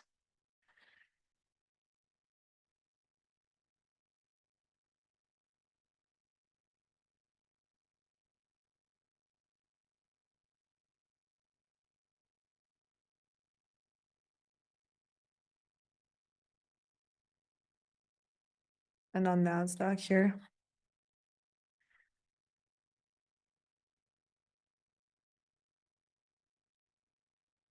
See if we start seeing some market structure shifts to the upside, like at least a 1 minute or so to the upside would be nice. I mean, yes, right now starting to have an inversion. Let's see how that ends up playing out. For NASDAQ, this is the fair value gap before. Well, this is actually the FEG before the low down here, but we have two of them here. So far, a little bit of a rejection. So we'll see if it ends up holding this up to continue higher. Is it going to come back down into this gap again. No structure shift for me so far on the 1 minute. Let's see here. I just also have my other charts open and ready just to, yeah.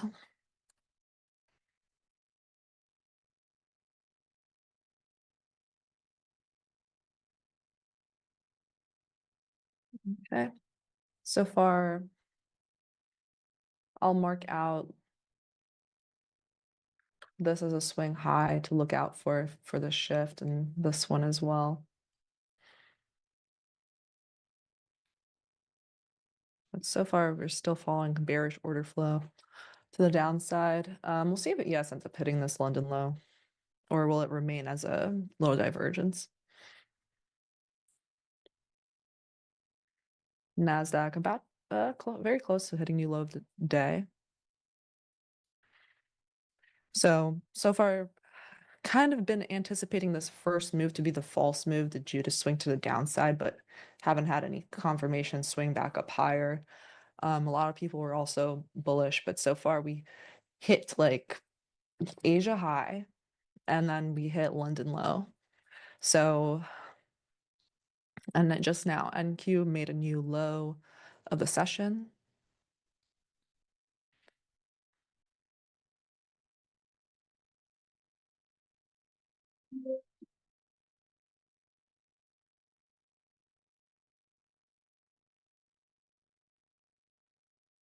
Yes, did as well. It still didn't hit that 2 a.m. low.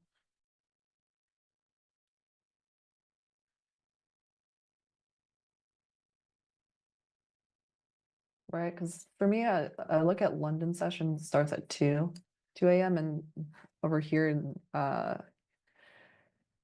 this is the 2 a.m. low where NASDAQ at 5 a.m. did take out that 2 a.m. low, so it had that small divergence there. But right now we're not having ES take out that same low yet. We ticked below this 5 a.m. low.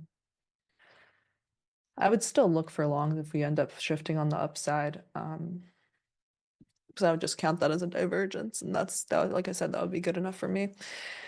So I need to see, like NASDAQ, it would be nice for it to take out this high and invert this to the upside.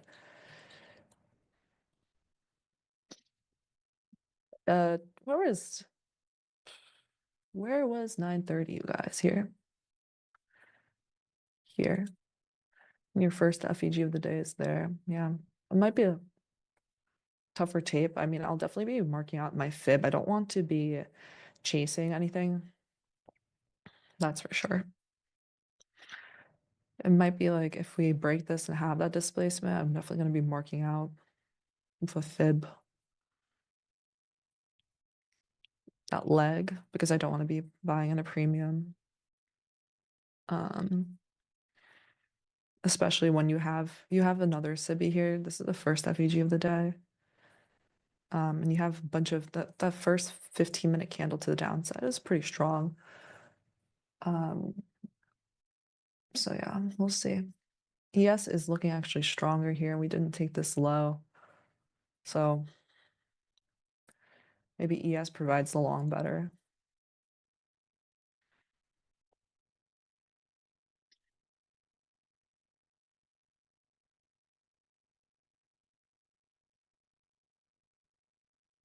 We'll see. I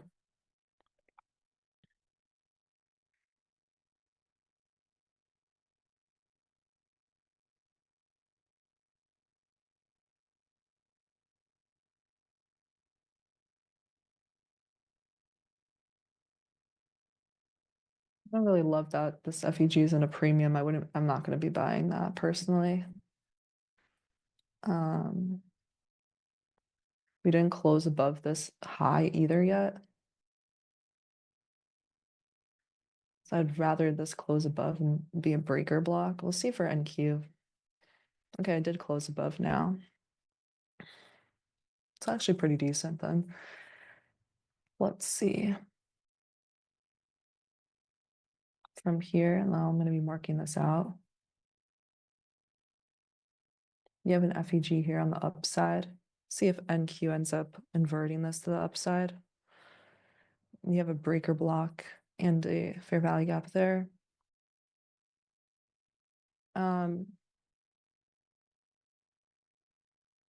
You have a divergence at the low, London low. NASDAQ, we'll see if NASDAQ ends up closing. It would be nicer if NASDAQ closes above this. It didn't. NASDAQ's a lot weaker, which makes me think that might be end up dragging ES lower into this low. So what I'm going to do for now, I'm not going to just buy into this. I'm kind of just going to look here and watch 50% of this area. It should hold if it's going to be any good. So then I would look for maybe an inversion back to the upside to enter the trend. Other than that, I'm not going to just prematurely go into here really. Let's see, ES. Mark at the bodies of this candle for the breaker block. We should hold up here basically. It's midpoint. NASDAQ, it didn't have a closure above this, and I'm not gonna really take this unless we get like a nice inversion back up to the upside, maybe. I'm not taking this yet. It's too weak. There's no fair value gap here on NASDAQ. There is on ES, but it's in a premium. So I'm kind of just marking out midpoint of this. Again, this is London low, like we could end up hitting it. It's just not yeah, I didn't join the longs here yet because I figured I'll join if we end up breaking this high again, or if we have some inversion play to play with, because I like to wait for more confirmation here. NASDAQ's a little bit too weak here for my liking. So we did hold up this 50%, which is nice. Okay, so we'll see if we end up closing above a high again. And then NASDAQ maybe perhaps finally inverts this. But I'm being mindful of let's see.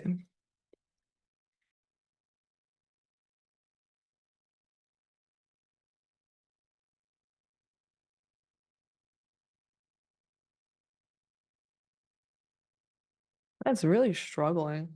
It's weird.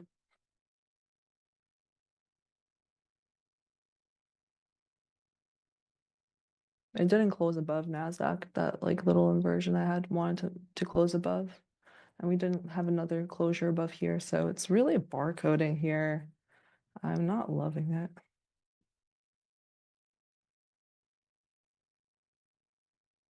I'm sitting still for now. It could end up working out, but I need to see better confirmation. Like I like my reversals to be sharp, you know? Right now it's 9:54. So there could be a setup, but I like to look at setups, yeah, from 9:50 to 10:10 is typically a pretty good sweet spot. This is very much not like the clean V-shaped recovery you like to see. You like to see a fast reversal, not for it to take 10 plus candles to come back and invert this. You know, that being said, ES had a better time here, and it did held up 50% of this little 2-bar here series of up close candles, but there's no continued energy to the upside where I'd want to enter. So I'm just hanging tight here because I'm kind of mindful of the fact maybe ES could actually, we could have it later on, ES take out this low into here and then NQ hold up the low. I don't know. I'm kind of just looking for more confirmation, especially since I think that we could head up to here. There's plenty of time for me to join. I don't really want to, I don't love I personally don't love entering at like the first confirmation of the potential buy model. Some people do like to go there, but I don't.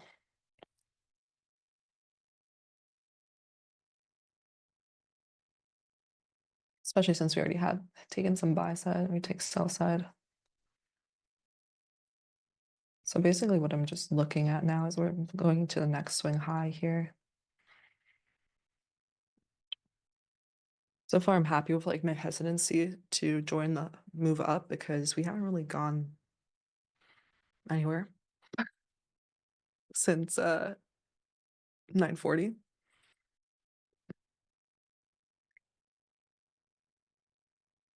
I said I wanted London low to get taken, then I shift to the upside, and this shift to the upside is very lethargic. Not the kind I like to participate in. You know, you could have probably still entered this and gotten like a 1R or something, but I want us to show some continued action towards last week's high. We're not really getting that right now. Let's see. This range here, we are getting 1 minute candles that are very large. They're like 70, this one's 70 points. Okay, so I'm just removing this and just gonna, yeah, the next swing high. This is the first FEG of the day over here. Like if we end up having a second accumulation, then I'd be fine with entering if we come all the way here and then retracement to go up there. But right now it's very lethargic. I'd like to be part of faster moves to the upside. So let's see.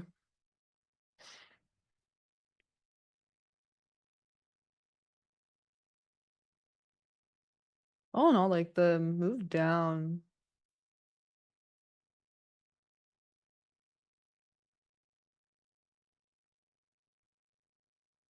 Let me see that move down where we took this high. Yeah, it didn't really offer me anyway, like unless you wanted to just short here. Yeah, no. I wanted this to get taken anyway. A lot of us were bullish. This is what I'm talking about, you guys. When I say 50% of the chat voted bullish out of 3 options, that's too much that are also on the same side as me, and that sometimes makes it tougher. And this is literally what I'm talking about. The move back up has been pretty lethargic. Which means like that's potentially like we can make a lower low on the session soon. And I'll just be on the lookout whether we might have a divergence there where maybe ES takes out this low and hits this London low and maybe NQ doesn't. Maybe both of them go lower, maybe both of them, maybe yeah, there's a few different options. Maybe NASDAQ here, you know, takes out this low from Asia, the Asia low, into this gap up, and then we go higher. There's a lot of different things that could happen here. What did I mark out here for ES before? I don't know. This actually is not relevant anymore. Oh, that was the 50% of that. Move up to the back up to the upside. So far, pretty lethargic. I have this swing high marked out. Let's see here. I'll have Asia low marked out as for ES as well.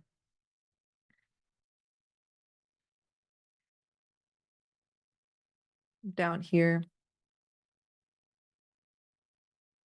But so far, it's not looking hot for the upside.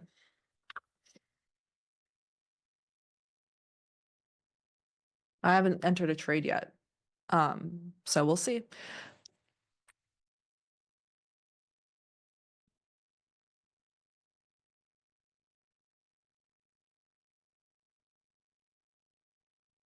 We'll see what's good. It makes sense like that. The move up is kind of lethargic. The first 15-minute candle of the day is very large and as a SIBI now. You know, those that are bearish Yeah, on the 15, that is a bearish breaker. Like, a- um, so it could go to that London, that Asia low. Yeah.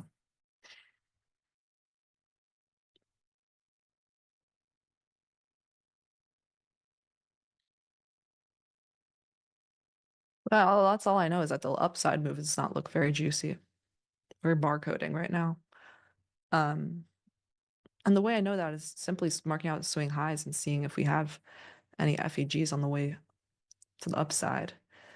Like we did for ES here, but like I said, it was in a premium.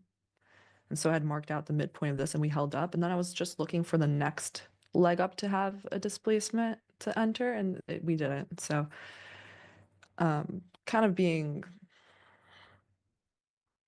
just having my strict criteria like that keeps me from, holding on to longs and some back and forth barcode action, because personally, I don't like to hold in that kind of action.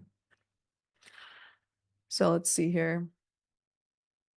Again, just having these swing highs marked out, and we're not really, every time it looks like we're about to get some gas, we don't really.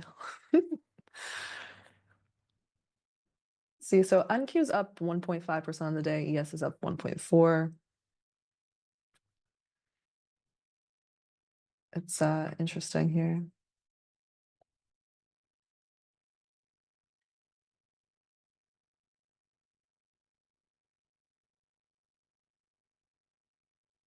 Yeah, it's wicking the London low. Well, are we gonna have some upside follow through?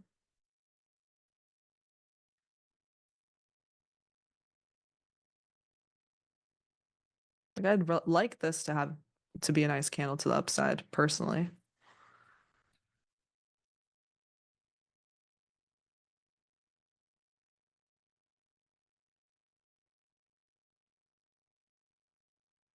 The ES. Not yet, didn't break that yet.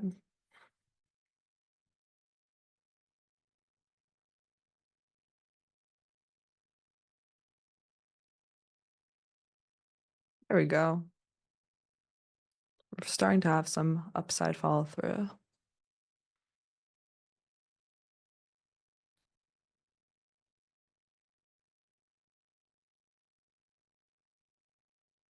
So I would enter here on this FEG that's below 50% if we get down there.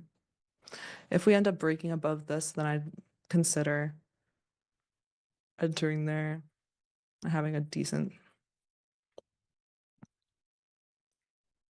this first FEG of the day. I would consider it perhaps.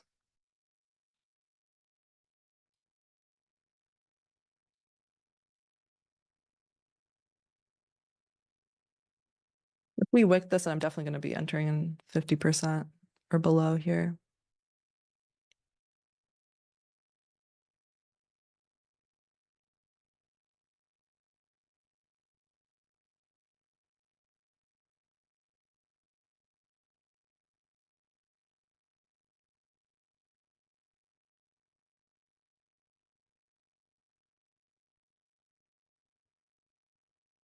Okay, so if I wicked it,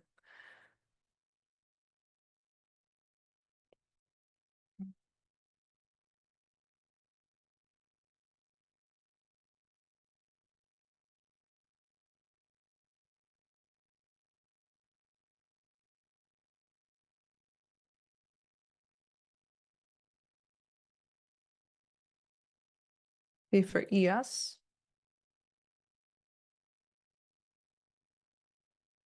And again, there's still plenty of room up for the second accumulation, etc. So I'm not, if we end up going stronger, I'm not really FOMOing or anything, because I think that we could get up to here.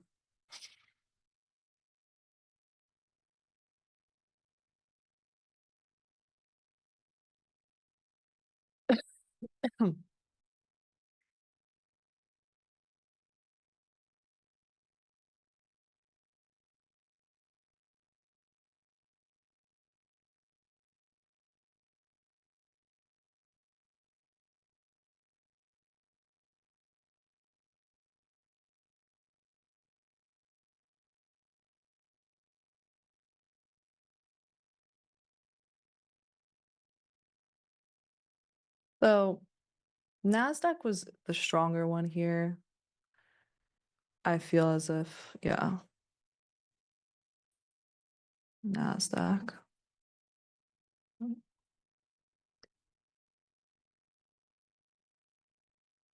So we'll see. I'm gonna have my fills in here. We'll see if I end up getting filled.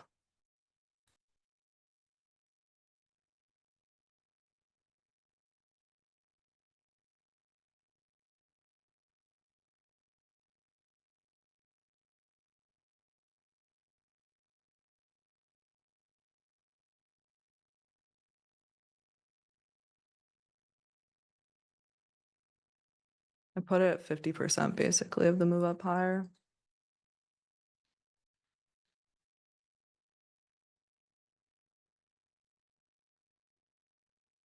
And my target would be up here, like 388 or so.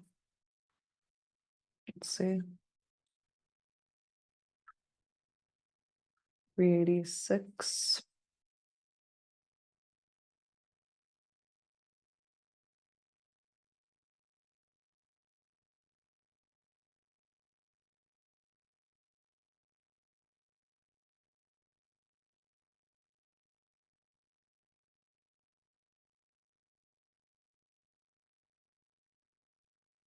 Yeah, so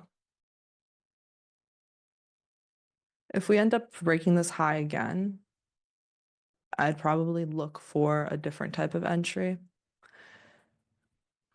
as a second accumulation and then put a different stop. Because then you'd have this getting inverted as well. And then the likely dot low will be good. So that's what I would do.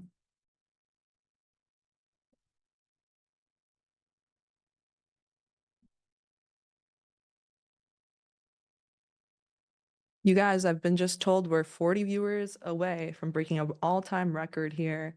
So hit the like button so we could get the viewership up and definitely, you know, get the word out here. Tanya's about to, I mean, let's be clear here. This is the reason is obviously because everyone's gossiping about me about to get into a trade. I do like this now.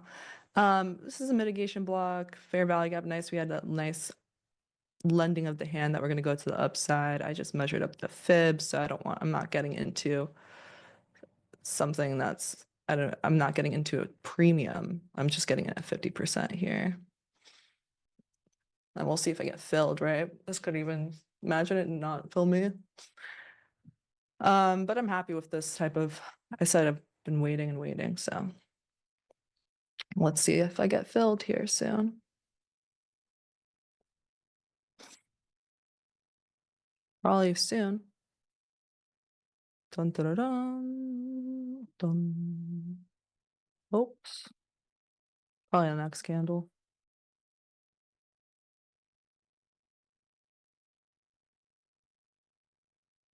There we go. We got filled. My target, I guess, is like 388-ish, 386. But even this going for here would be nice RR. And my stop is at that swing low. I'm happy with potentially, if I get stopped out here, I'm totally fine with that. This is all to the plan. I anticipate this being like a scary wick. I'm not fazed by that.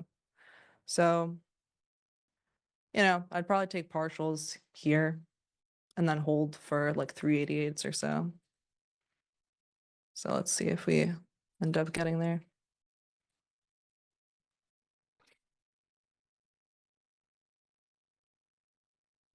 Now, I want to see more swing highs get broken soon. I entered where I wanted to, which is in a discount of the leg. Well, just 50%. That's how I'm keeping myself from getting into a premium. If I longed here, I'd be 3 minutes in drawdown.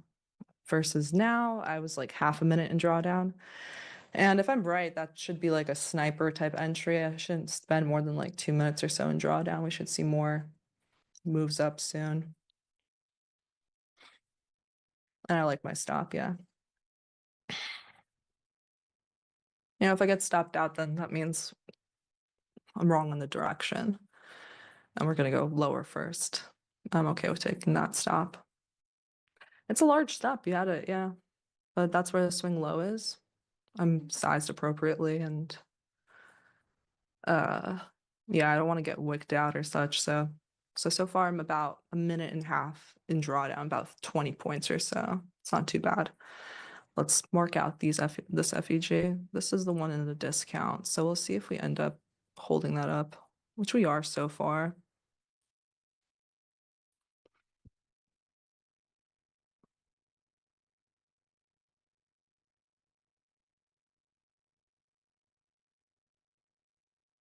So clearly I'm here, you know, I'm risking about 80 to make 150. That's already a 2R. So I would let go most of it at the new high of the session.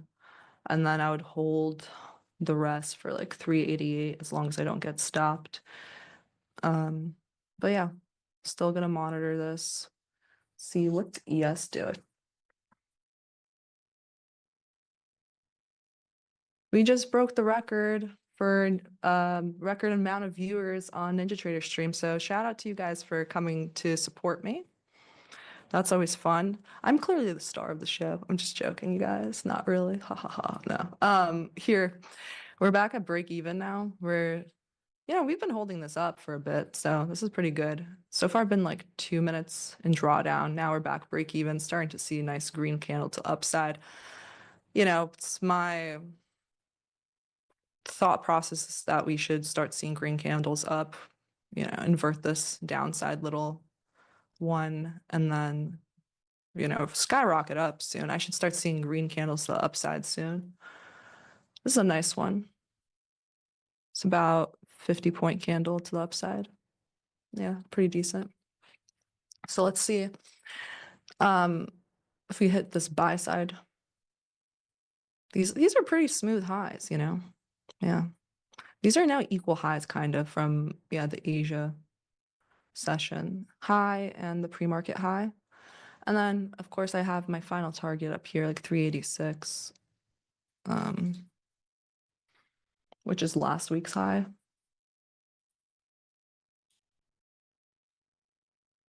$386.75 is last week's high, but I'd personally like to just go like a few ticks and like 3 ticks below it. And we could still, you know, I could still get potentially stopped out here, but so far it's not too bad. My entry's not too bad at all. Entered 50%, 3 minutes in drawdown. Got one candle to the upside. I'd prefer to see some more momentum now, not some zigzagging, gyrating, which if that happens, then, you know, this is likely going to give out. But this is following my plan exactly, basically. So upside, bullish, took out session low. Then we had a nice displacement, entered at 50%. It's not rocket science. Okay.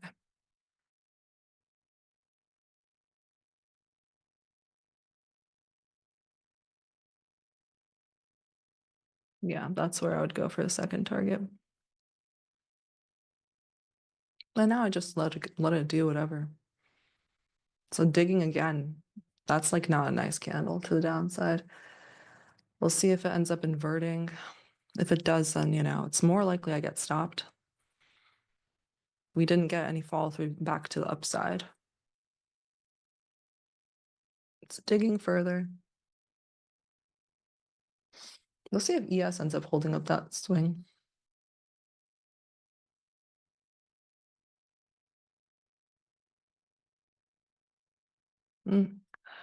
So it's more likely now that I get stopped out because we didn't get that continuation. We'll see.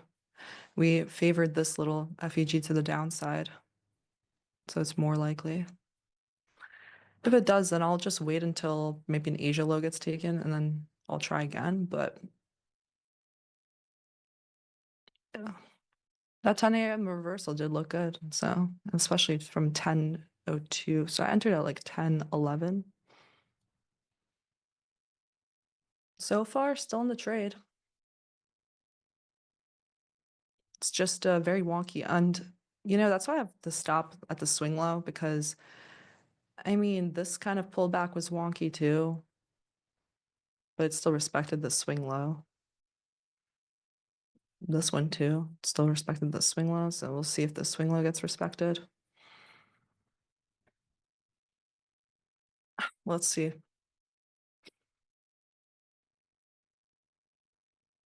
Gonna mark this out. So inversion candle potential. If it does end up inverting back to the upside. This is where probably others that are also looking that are interested in this but wanted extra confirmation for this inversion. They're now gonna look at this one.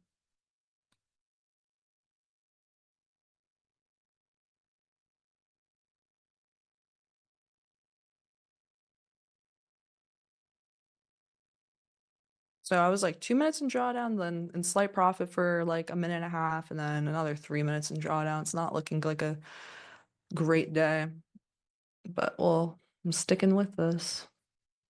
It's a Monday and no news. It's kind of like it's kind of what happens on those days. So let's see. Really close to my stop, about 10 points away. If I get stopped out, it's really not the end of the world.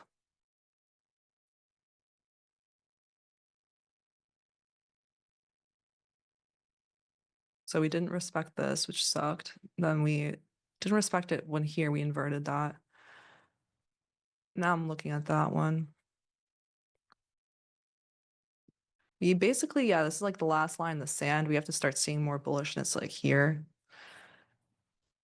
If we're gonna get up back to the upside. And so far, we're rejected there. See the closing of this candle. I might get stopped out in the next couple minutes, we'll find out.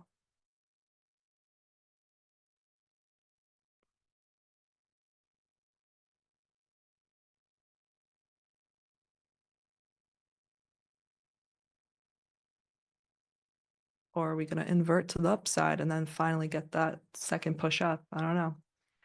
Vote in the chat. What do you think is going to happen? Am I going to get stopped out or are we going to start blasting through? Right now, it's like I said, for the bull side, I mean, we're not having much momentum. We had this, looked really promising. And I entered, we're having those really deep retracements. That seems to be the theme of the morning, right? We break a high. This one, well, I didn't like because it didn't invert this, but then we broke another high, but still like super deep retracement, super deep, but respected the low. Again, super deep retracement here. We got to like 50% of this wick. That's why I put my stop at the swing low. Because recently it's just been that way.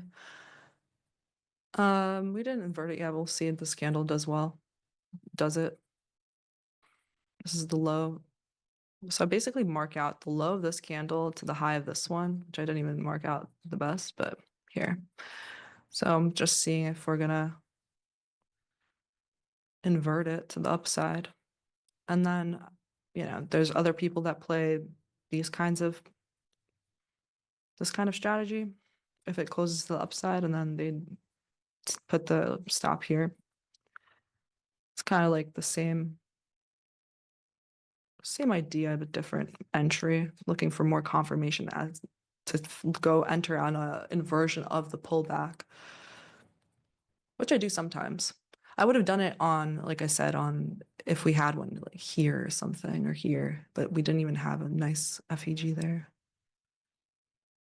So here we'll see. Here we inverted. So let's see if we can get some more upside. I don't really love that there's no bullish FEGs here on this move up. It's been kind of, it's been, yeah, didn't leave a bullish one on the 1 minute. So this is a lot of back and forth here today. I don't love this. Yeah.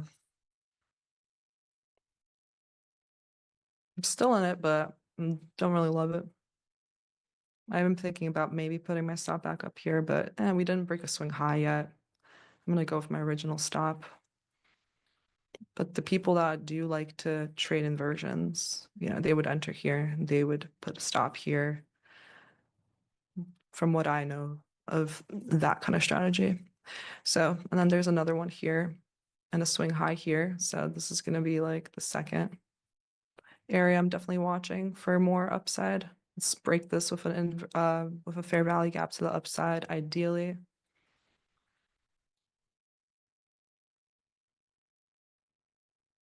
Because there is a little inversion here, right? I mean, potential, it didn't get inverted, but this is a bearish FEG that got already balanced, repriced to. So yeah, if we're bullish, we should break this with a displacement because this was already repriced. So we'll find out. I'm back to break even on this trade. So far it's been a lot of back and forth. It's mostly drawdown slash break even slash, yeah. So it's not really the best price action if it is bullish, right? It's not really showing me. It's too much. It's continued momentum to the upside at the moment, but yeah, I'm back at break even now. I entered just a 50% of this leg up. It's pretty simple, and I like that it lined up with this high, basically. This previous high mitigation block. I still have my stop here.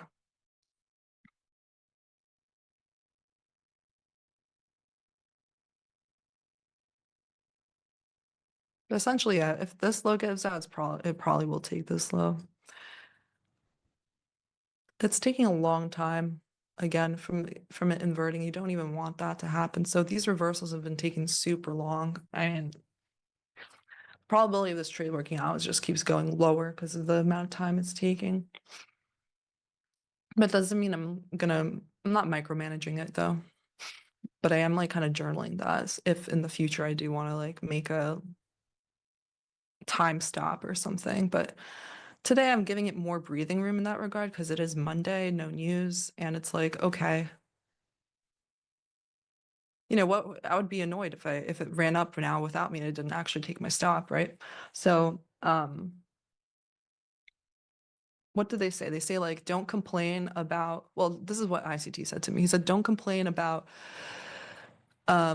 choppy waters when you decided to sail in the Bermuda Triangle during stormy weather, right? Right, it's a Monday. I mean, this is my slot Mondays, but today is no news and we have a lot of Fed speakers. So it kind of makes sense that there's deep retracements, smaller range that we're working with after taking that sell side. Coming back to break even again. Let's see if we finally get some follow through to the upside here.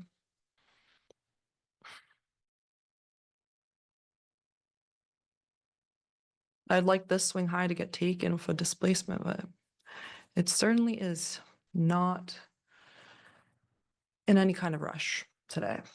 And ES didn't even invert back to the upside yet. It's weaker. And I think ES might have even, yeah, ES took that swing low, which is crazy. Like if I entered on ES, I would have gone stopped.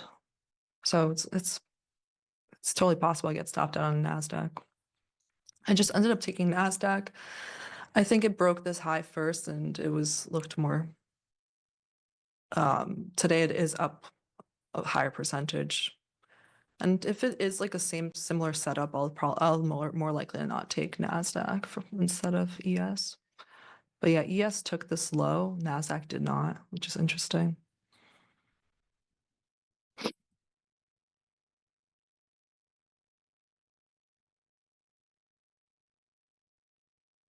So I could potentially put my stop here.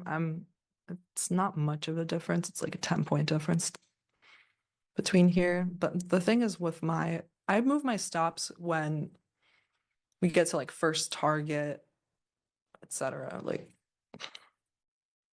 or 80% to my first target or so, you know. I'll move my stop definitely if we break this high.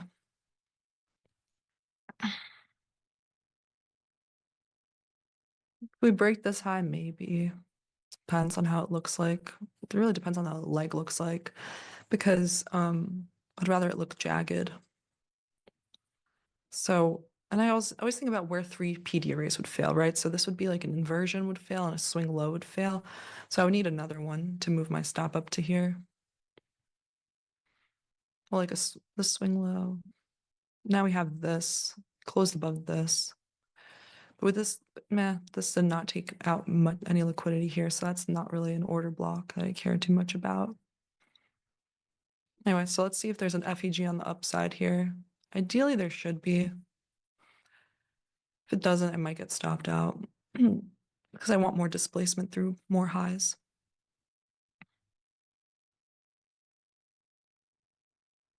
But we had another inversion here. So inversion, swing low.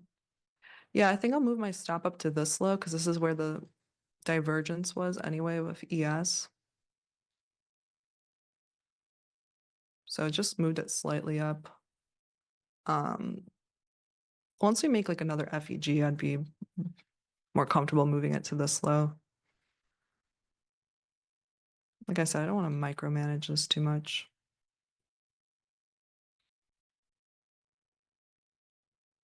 If I'm right, I'm right. If I'm wrong, I'm wrong. So now we're in profit. I held in drawdown for about 10 minutes or so, right? Now we're actually having some like closures above my break even, right? So it's looking pretty decent. It's not like I want to see some more upside soon. I want us to break this high soon.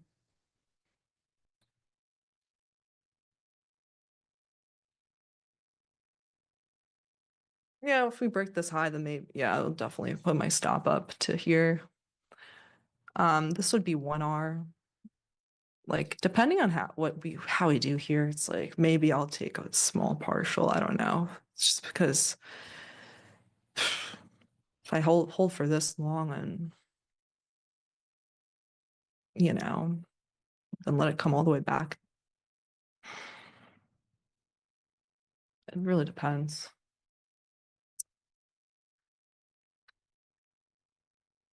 We're not even making any more displacements to the upside, which is so funny.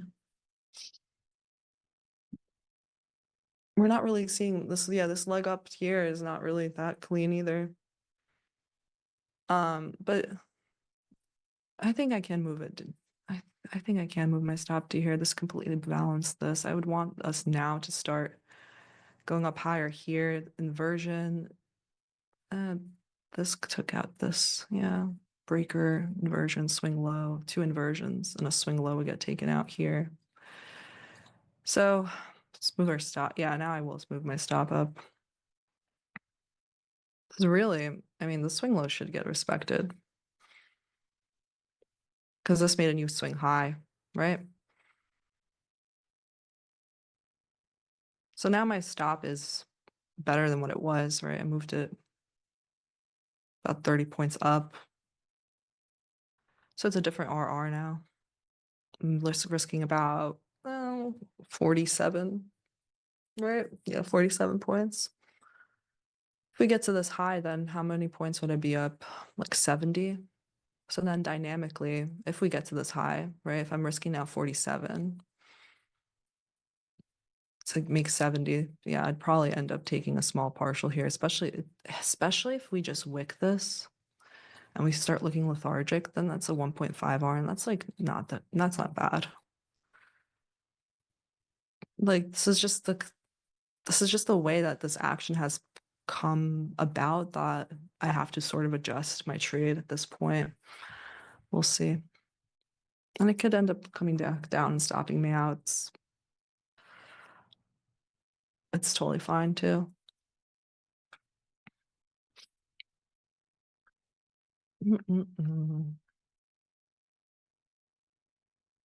So I'll be watching. If we just like wick this, I'll be taking some partials. If we have a nice displacement to the upside, then that'll show that I'm on the right side of the move. But it's crazy. Like since this move up, there has not been much more momentum up to the upside. Not very much. I think we have a tiny bullish FEG here. Really tiny one here. It's not even in the discount of this, but we have this tiny, tiny one here.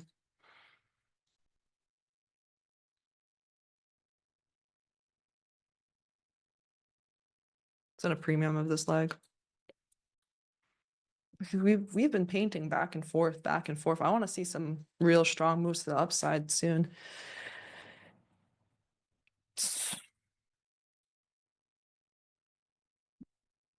Price has been just back and forth.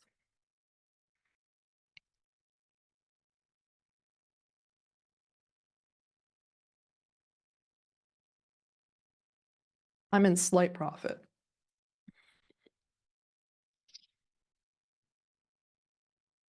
Not really like to this, yeah, since about 9:49. We haven't really left this area too much. So let's see if we, yeah. This is what I'm talking about. Too many of us were bullish. Too many of us were bullish at the start of the morning, making it for a difficult trade. I've been in this trade for how long now? Since 10:11. It's been 21 minutes and I'm up like 0.5 R, you know? That's not typically how the juicy trades go, but you know, not all of them can be juicy. From the way this is going, like I'm probably gonna end up taking partials here. And then, you know, if it ends up coming to here, then that's actually a nice RR relative. It's like a 3R. But I need to definitely, if we need to watch this, gotta look at this like a hawk. Open your eyes more. Like I'm totally willing at this point then to put my stop break even then if it just wicks this. I don't know. Take a partial, not we didn't reprice to here yet. So I wouldn't put break even per se. I'd probably put it we'll see. If we displace it up, then I would. It's such an annoying little market here. You know, we're not having that pop up that I've been looking for. Like I'm in profit, but that could change in a couple minutes, you know.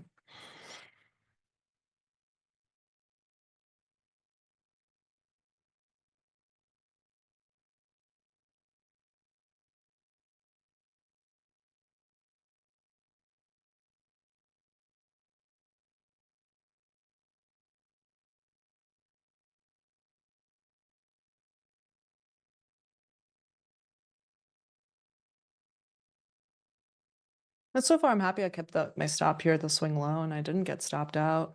I said, I said this is like the last line in the sand. We ended up inverting that. We retraced, broke another swing high. At the very least, bro, I'm looking for this swing high. This would be dynamically in 1.5 R. But this would be just 1 R from where I entered. And with this kind of action, sometimes that's all you could squeeze out of it. And I'm like kind of okay with that.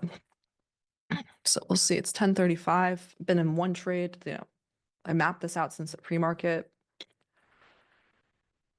Still in this trade. Just gonna let the trade do its thing.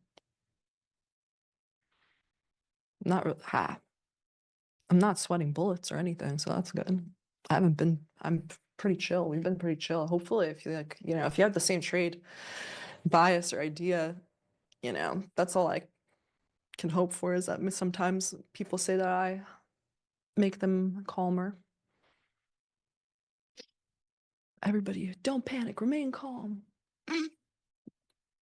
What's the procedure? What's the procedure? Okay, we'll see. Is this gonna get taken? This is starting to look pretty good. It's good. Let's get a nice FEG to the upside. Displace. Every time I start talking to candles like that, it doesn't happen that way. Because you know why? It's because typically that happens when I've been in the trade for too long and I'm like starting to get a little maybe frustrated or whatever. And then that just means that price action's not good. So a lot of times it's just not going to happen. So at this point,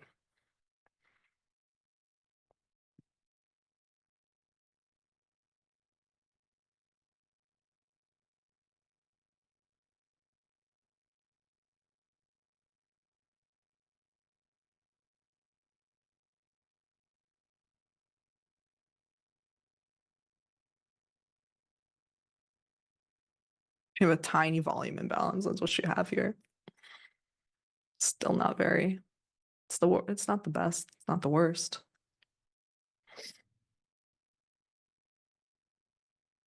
Could definitely retrace down to here again. Make things difficult for everybody. See where is this now in relation to this leg up? Now this is actually around 50%, this little FEG on the upside. This tiny one. It's a little bit above it, but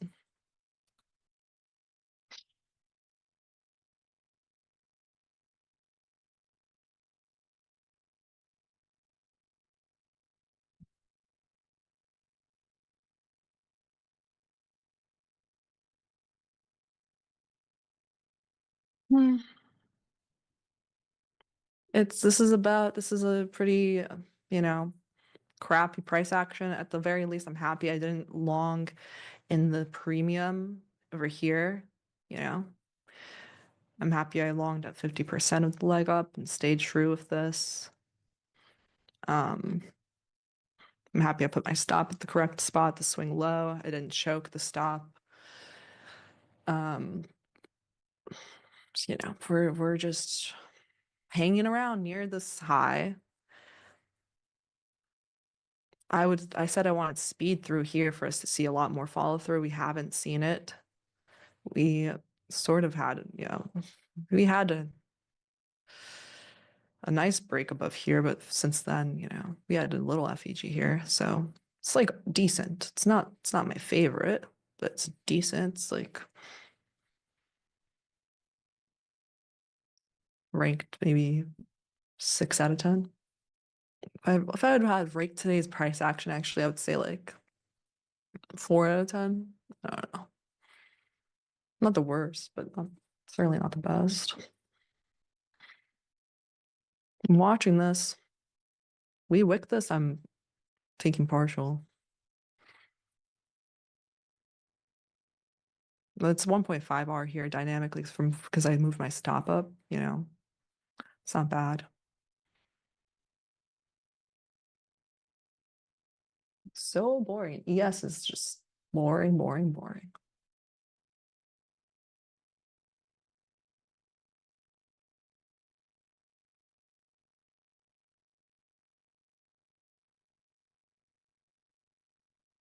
But we've been now in profit since 10:28. I've been in profit for 12 minutes. So I've been in drawdown for like 10 minutes and then profit for 12. Still hasn't, you know, there's no reason for me to do anything else right now. It didn't even hit for potential. I mean, this is now the potential first target just because how crappy price action has been.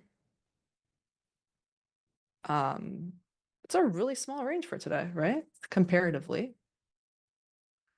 Right? What's like the range for today? It's, you know, 250 points on the NASDAQ. That's very tiny compared to what we've been having. So, all in all, not a bad trade so far. Stalled here. You know, we wouldn't be surprised if it goes here first. Like, ideally, I wanted to start blasting through this first presented FEG of the day and this high. but I'm not going to be holding my breath for that considering this price action so far today. But if we do get that, that'll be nice, and I'll definitely moving my stop up.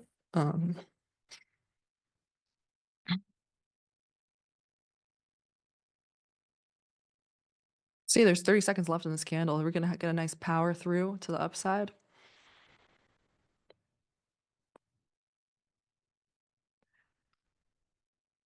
18 seconds left.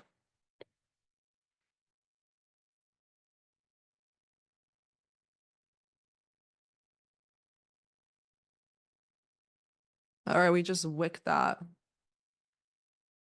Yeah, gotta follow the plan where I said I'd take a partial. I just took a partial. 1.5 R there.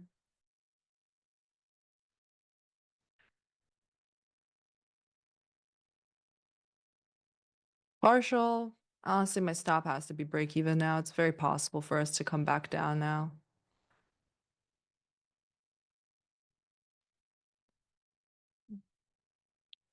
We could come back into this area.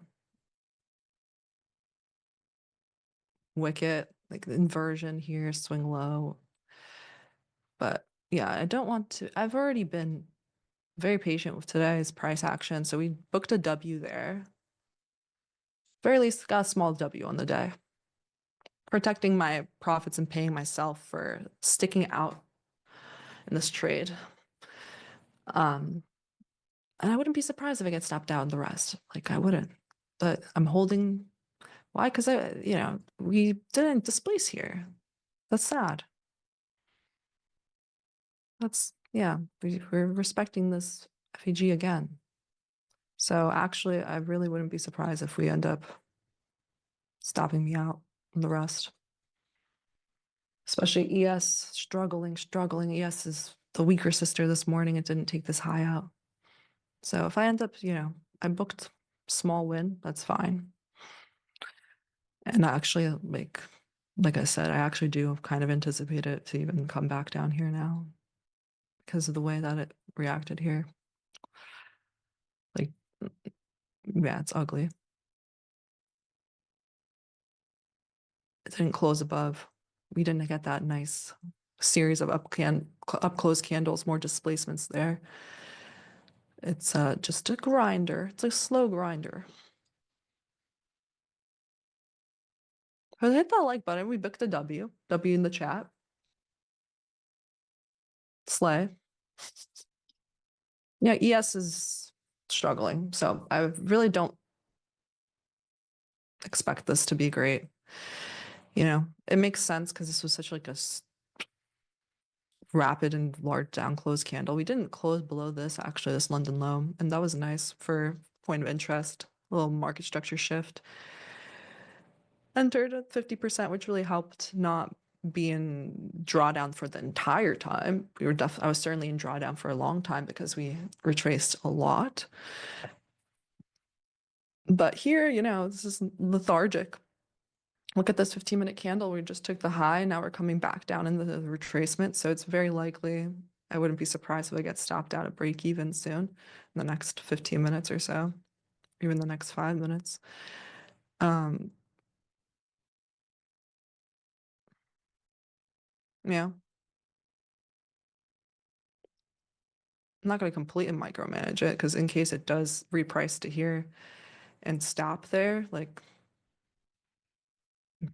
maybe then I wouldn't get stopped and would continue up higher. But yeah, all in all, decent trade. Followed the idea to the T. Adjusted based on price action for how slow this reversal's been. I adjusted my take profit. Since I adjusted my stop loss here, I adjusted so that I could take some profit off the table here at 1.5 R after I adjusted the stop. Always thinking about the risk dynamically in the sense of when you're changing the stop loss. Now you're risking less than you originally did. Yeah, so.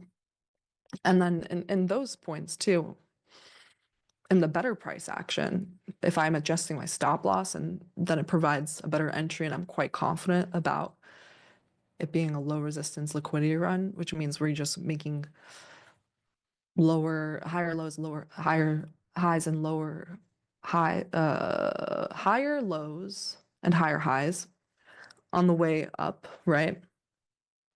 Then those are other situations in which I would practice adding to my position. I've been trying to do that more often, but this is not the environment to do so.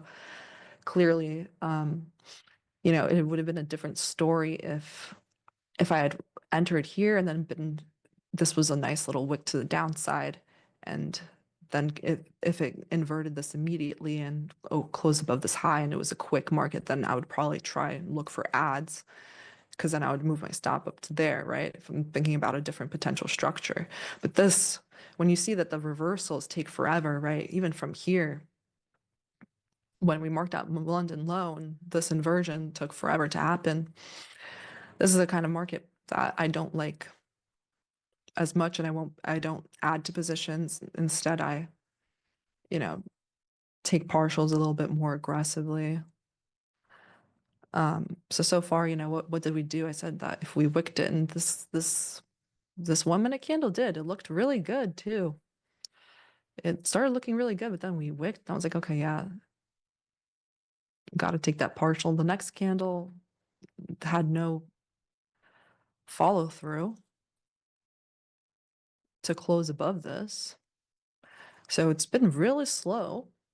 What time is it right now? It's 10:47. So we'll see if the 10:50 macro starts something, right? So maybe towards the end of the hour, we start getting towards the draw up here, those equal highs, which is where my sells are. Like I said, if it was a faster market, then I'd even look for last week's high. But at this point, taking what I can get, it's a decent buy, decent sell. That's nice. I also practice like buying on down closed candles, selling on up closed. So yeah, decent. I was part of the swing low and the swing high. So now, we'll see if now I'm marking out the last swing high. We'll see if we just I really wouldn't be surprised if we just get up there again and we kind of wick. We don't do anything. Or maybe it's the start of the 10:50 macro. What do you guys think? Maybe now we'll start to get some legs starting at 10:50, like this hourly close candle. I don't know. Anything could happen. We'll find out. Hopefully it doesn't run a manipulation and manipulate me out first. But so far, like this hourly candle, it's pretty strong. Yeah. It looks decent. Or this hourly. It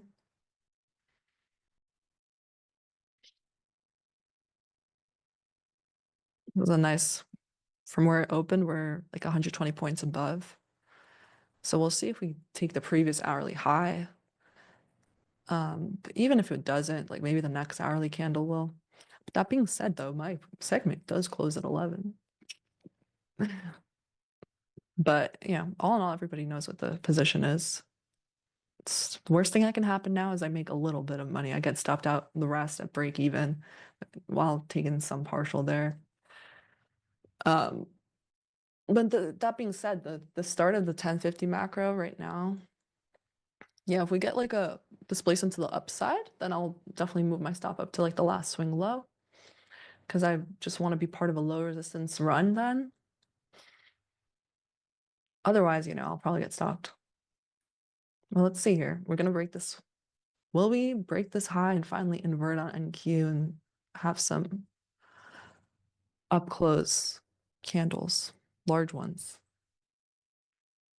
This up close candle is actually like 30 points, decent. How large have these candles been? 60 points here. Yeah, let's see now. No more wicks, please, NQ. And again, like I said, when I start talking like this, the action's not good, and it's very possible it will wick again. So we'll see this next candle now. Are we going to form an FEG to the upside? So basically, I don't want that candle low to hit this candle high. I want it to have a little gap there to show more you know, that makes sense, right? Because I want to see more momentum to the upside. So I don't want it to reprice right away after the first nice candle to the upside here. So let's see, there's 34 seconds left. And I'm likely gonna move the stop up now. It's 10:51. We'll see. Yeah, it's starting to look good. We'll see, we'll see. That was a pretty energetic little push up into that wick. Let's see. 16 seconds left. I'm ready to draw the next FEG as long as it makes one. It's 8 seconds left. But I am going to move my stop up now to in profit. Yeah, okay, so here. Yeah, the stop's now further up at this swing low. And I marked out this FEG. It started the 1050 macro. I mean, we should start expanding.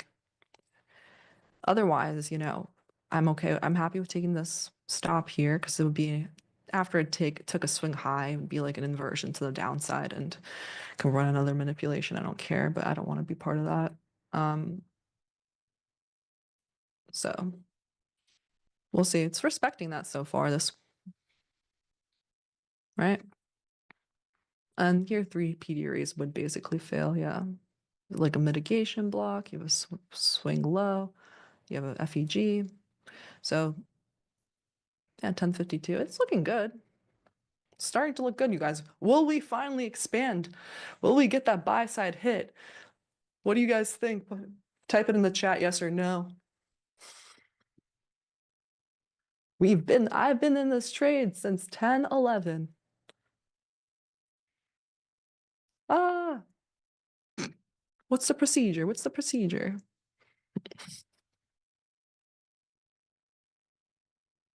I mean, finally. I think, listen, this should be quick. So yeah, I think that this should be into the next, you know, by 11 if we get up to here, because this has already all been rebalanced. We finally inverted this. Yeah, and that's another PDRA where I'm like, okay with putting my stop here now. Because if this, you know, this finally gets inverted, yeah, I'm sure even some people are kind of putting it there because this is the start of the 1050 macro, but yeah, I kind of just want to keep it. I'm happy with this one. I could put it up to 50% of this as well. Like it really shouldn't retrace all the way down here. Inversion. FEG. Yeah, we have to start seeing some more upside follow through. Otherwise, this is just caca, you know, garbage. Let's see it soon. I'll take a drink of water.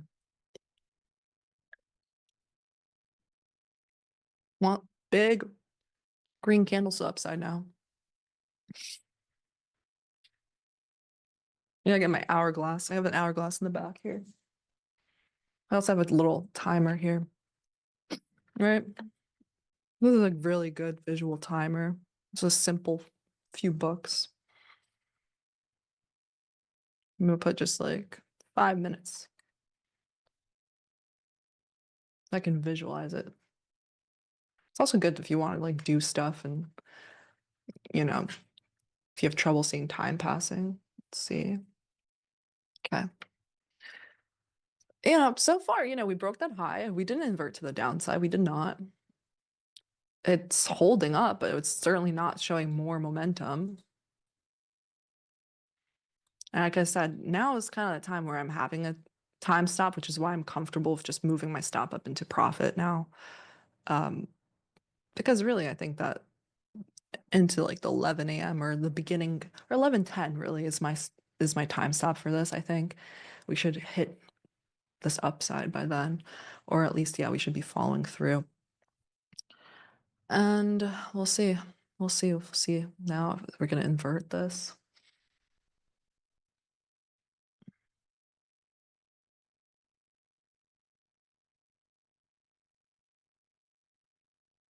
Very sloppy. That's what I can tell you. Today is a sloppy morning. So I'm happy that I have booked some slight profit. So it's sloppy morning, inverted this now, coming back into this area. I mean, yeah, it's very possible I get, you know, book the rest for a slight profit and then call that. We'll see. Because right now, yeah, it's 10:56. Said I wanted to see it happen here, and we didn't. We blasted through the other way. So it's very sloppy action. We're closing below this inversion as well now. So just hands off the mouse, let it do its thing. And the important point is now, like, if I get stopped out, yeah, I traded my plan, and yeah, it's a good morning. It's a good day.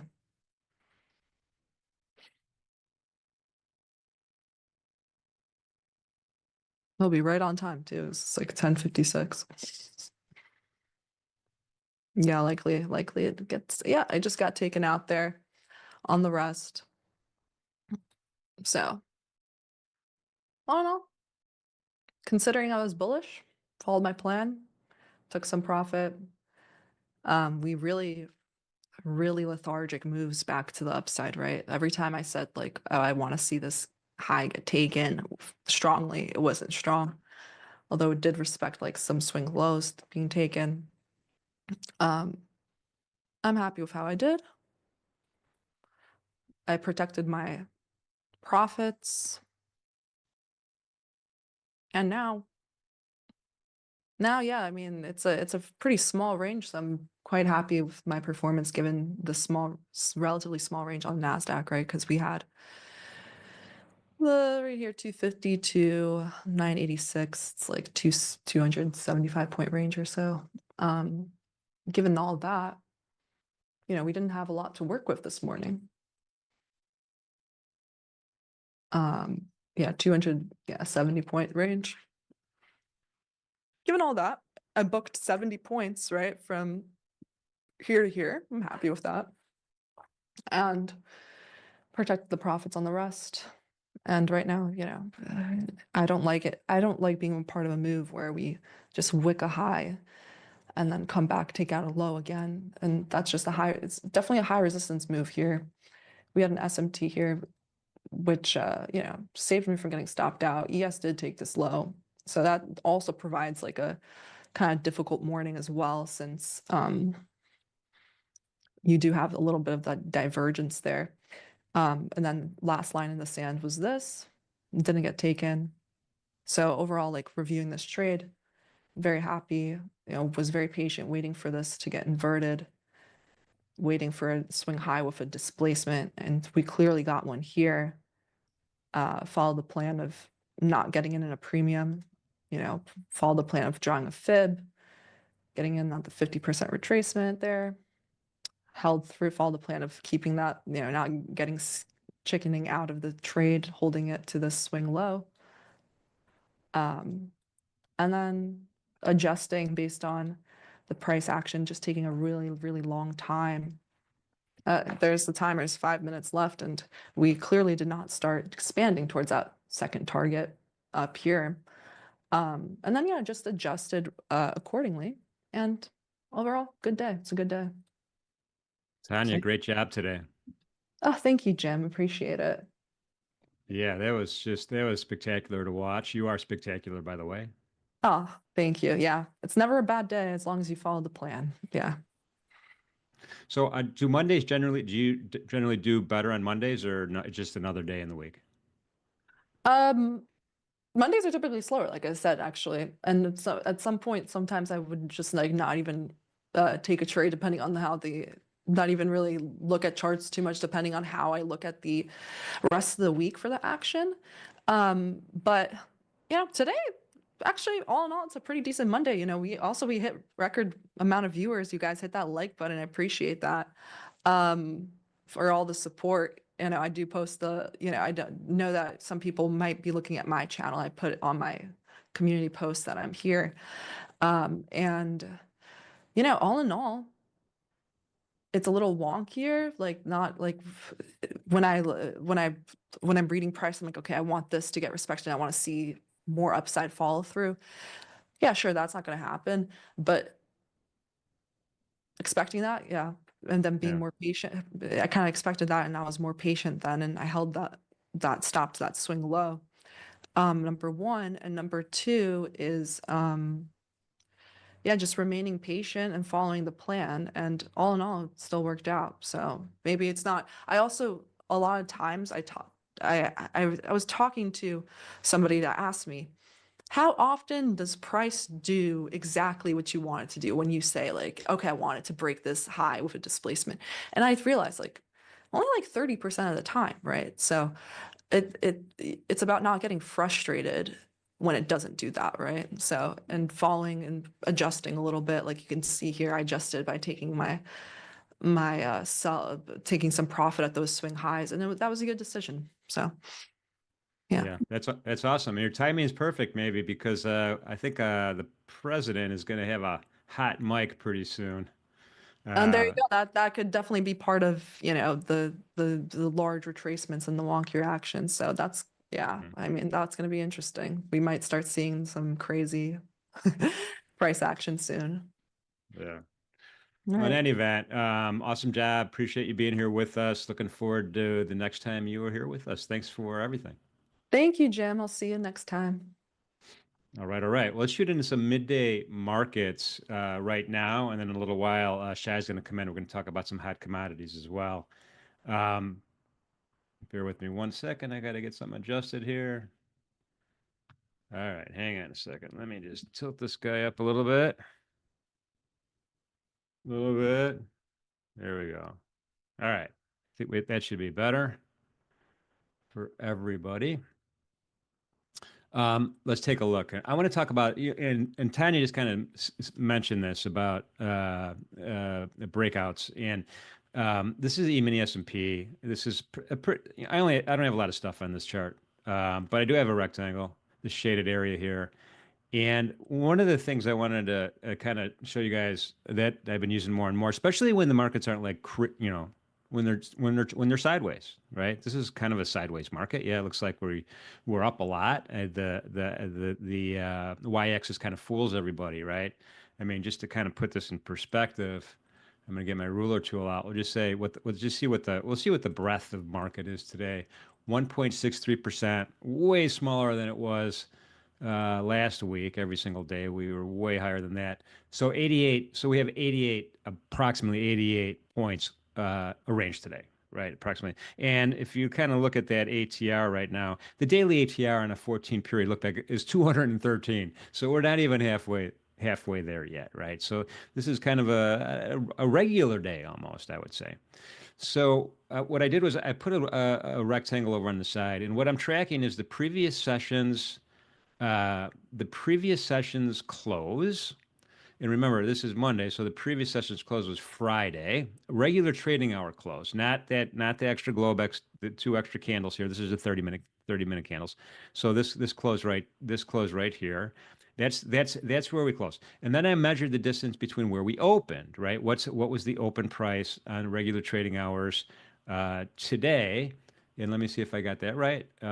We opened, yeah, I did. So then I kind of put a rectangle there to graphically represent that. And so one of the things that I go to Edgefill's website and I pull up a gap report on a day like today, right? Because that's the gap. I know it's different than just the regular overnight gap, right? The regular overnight gap in Globex was relatively small. It's still not filled yet, but it's relatively small. This gap here is literally talking about regular trading hour close to regular trading hour open. So I'm going to pull up the website here really quickly here so we can see this a little bit better. Hopefully you guys could get a glimpse of it. Let me maximize it to make it even better. There's a lot of different reports here, right? And one of the reports I'm looking at is the gap fill. It's called the gap fill. And now a couple of customized settings here, right? We could choose a date range. We could choose whatever date range we want. And this is I want to look back in history and get an idea how often the gap gets filled. So I'm just going to keep it at 6 months. You could change it, year to day. You could customize it with the calendar, just like if you're trying to find airline flights, 1 year, 2 year, 3 year. You can go back pretty far, right? But I want to look at. I'm just going back 6 months for now. And then I'm going to choose the session. This is important. Choose the session, and I'm choosing the New York session, right? You could choose the London session. I do that in the mornings just to kind of see where the initial balance was on the opening not only initial balance, but also, what the gaps were, if any, for the London Open. That's at 3 to 11 is the time. You could do Asian, you could do daily, you could do news cycle too if you want. So this is kind of a really a data-rich type of environment, right, where you can come in and kind of pick some stuff up. So right at the top here, this is like the synopsis, right? This is the synopsis, and this is kind of tracking where we're trading prices here. This is telling us, hey, this is a gap up. Remember, gaps could be up, gaps could be down. And then the gap size, 1.92%. These days isn't that big of a deal usually. And there's other data here. So gap percent fill, how much of the gap has been filled. It's not filled at this time. That's flashing red right there. Distance to target, 76 points, right? It's dynamic. It's moving around as the data comes in. Now, and the bias is bullish right now because we gapped up. That's all that means. So if you kind of go down a little bit lower here, you get these little histogram bars, and the histogram bar says, "Hey, based on your look back, Jim, gap up has been filled 71% of the time." And then 26% of the time it has not been filled, right? Now, if this was a gap down day, you could kind of go to this column and say, okay, 75% filled, and then 25% not filled. So right now we're looking at, what is that? 70% chance, 71% that we're going to get filled. Now let's change some more settings here. I have my fill percentage set at 50. Let's change it to 100. On the fly, just hit the save button and let the gerbils go, and then we'll see what kind of change happens, if any. Now the odds become a little different, right? We have a 58% chance that we are going to be we're going to fill this gap, and a 42% chance we're not. So it's almost a coin flip, not quite, but it kind of gives us an idea. Now, what I had earlier was, I was tracking a percent to fill, right? I was tracking a percent, not a full fill, but a percent fill. And here's all the, it's 5% increments that you could run the report. So I think it's a very helpful kind of phenomenon for me. So that's kind of number one. What we're looking at right here. And again, we have a long way to go on the downside. So the second thing I'm looking at, let me just get this window straightened out a little bit. Apologize for this. I'm going to zoom it across. You guys are going to see a zoom going across here. Now maybe you wouldn't see that. I don't know. The initial balance, right? The initial balance are these white lines, right? There's a white line at the bottom saying this is the low of the initial balance. Remember, the initial balance, by my definition, is an hour, the first hour after the bell rings. And then there's the top of the initial balance, right? And we've been trading within that. We haven't even wicked through that initial balance since the bell rang, right? So we're trading sideways right now. We're consolidating, I guess you would call it, until we're not, right? Will there be a breakout? Or we're gonna go check out some stats in a second to see if there's going to be a breakout, or see if the look back, what the percentages were for a breakout, single break or double break. The volume profile here it's pretty focused. It's pretty heavy in the value area. In other words, prices above value, there's not a lot of volume there relative to, it's kind of almost like a rectangular value area, right? That's that bright orange level there. And same thing on the bottom here. We have really a volume deficit below the bottom of the value area. And so we're kind of trading in the value area right now, which is kind of an important level. The point of control here is not that important to me right now because it's so blocky. There's so many competing points of control right here in the E-mini S&P market. That it's kind of like price happiness. We're trading sideways. Now, as I mentioned, I do believe that the president is going to speak maybe once or twice today. I think one time's at 11 with the president of El Salvador. And, it doesn't matter if he's supposed to speak about El Salvador. Anything is possible in his comments. So make sure you have your stops in. That's pretty important. So let's look at initial balance breakout. I'm going to go back to the website. It's edgeful.com. It's spelled with one L. And by the way, Andre is going to be live with me and do a way better job of explaining a lot of this stuff on Thursday of this week. So feel free to tune in to get some. There's so many reports here. Can't cover them all. So let's hit this initial balance breakout. So this is initial balance breakout. You could do an opening range breakout too if you'd like, right? Opening range breakout. But we'll do the initial balance breakout because those are those white lines that I showed you. Sorry about that on my screen.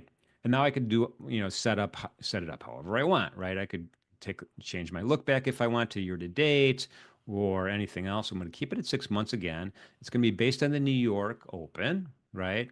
And there's sub reports that you could choose. And I like to go to by weekday, right? Because some days, as Tanya was just talking about, some days have different characteristics than other days. Monday being one of them. So I'm gonna choose that sub report by weekday, and I could further customize here. And one of the things, let's just go through this really quickly here. You could change your initial balance time frame. If you don't think it's an hour, you could make it something else. But I like to think of it as an hour.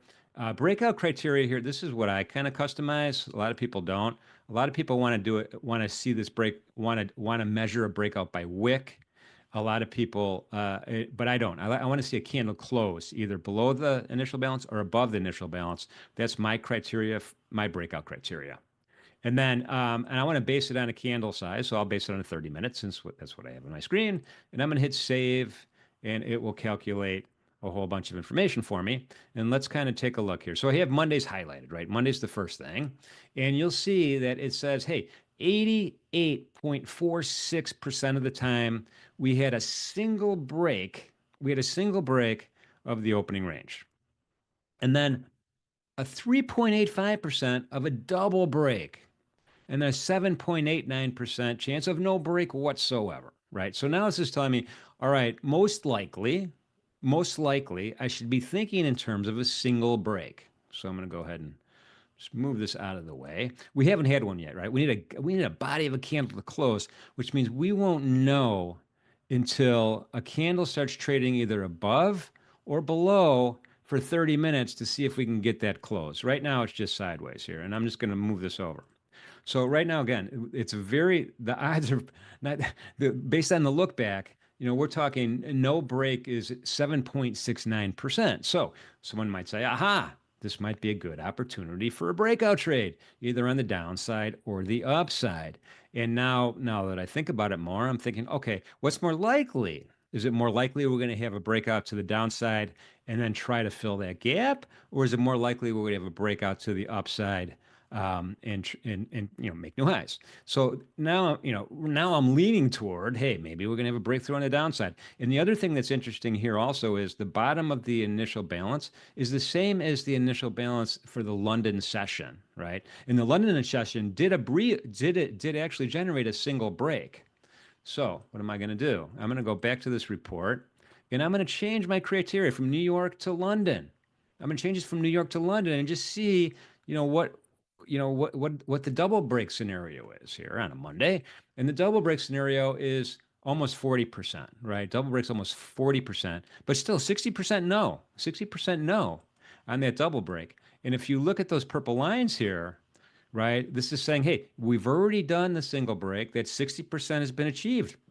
If we don't have a candle close below this purple line, then we're, then that 60% holds. If we do break below, then it's a 40% day. So those are just some of the ways to think about some of the statistics that you get looking back with just two simple reports. There's a lot of different reports on the Edgefill website that I would encourage everybody to look at. Now we'll go to the Micronazzi in a second, but it looks a little bit structurally different.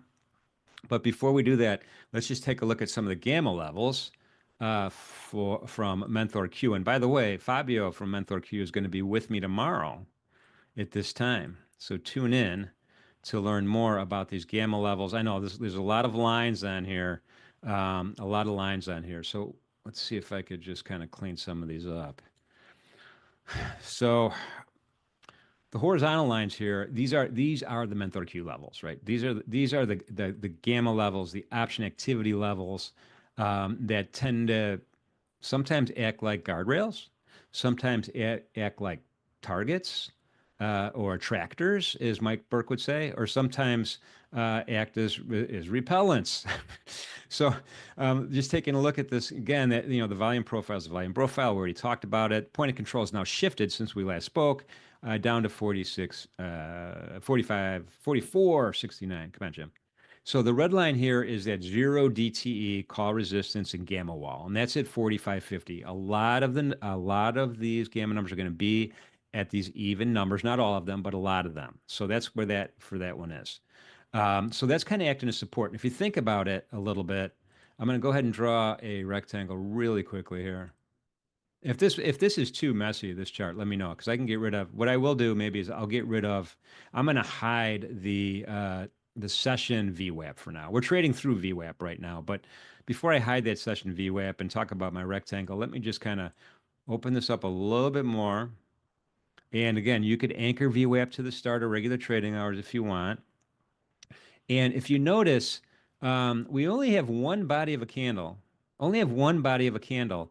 that's closed, that's closed below this VWAP since midnight last night.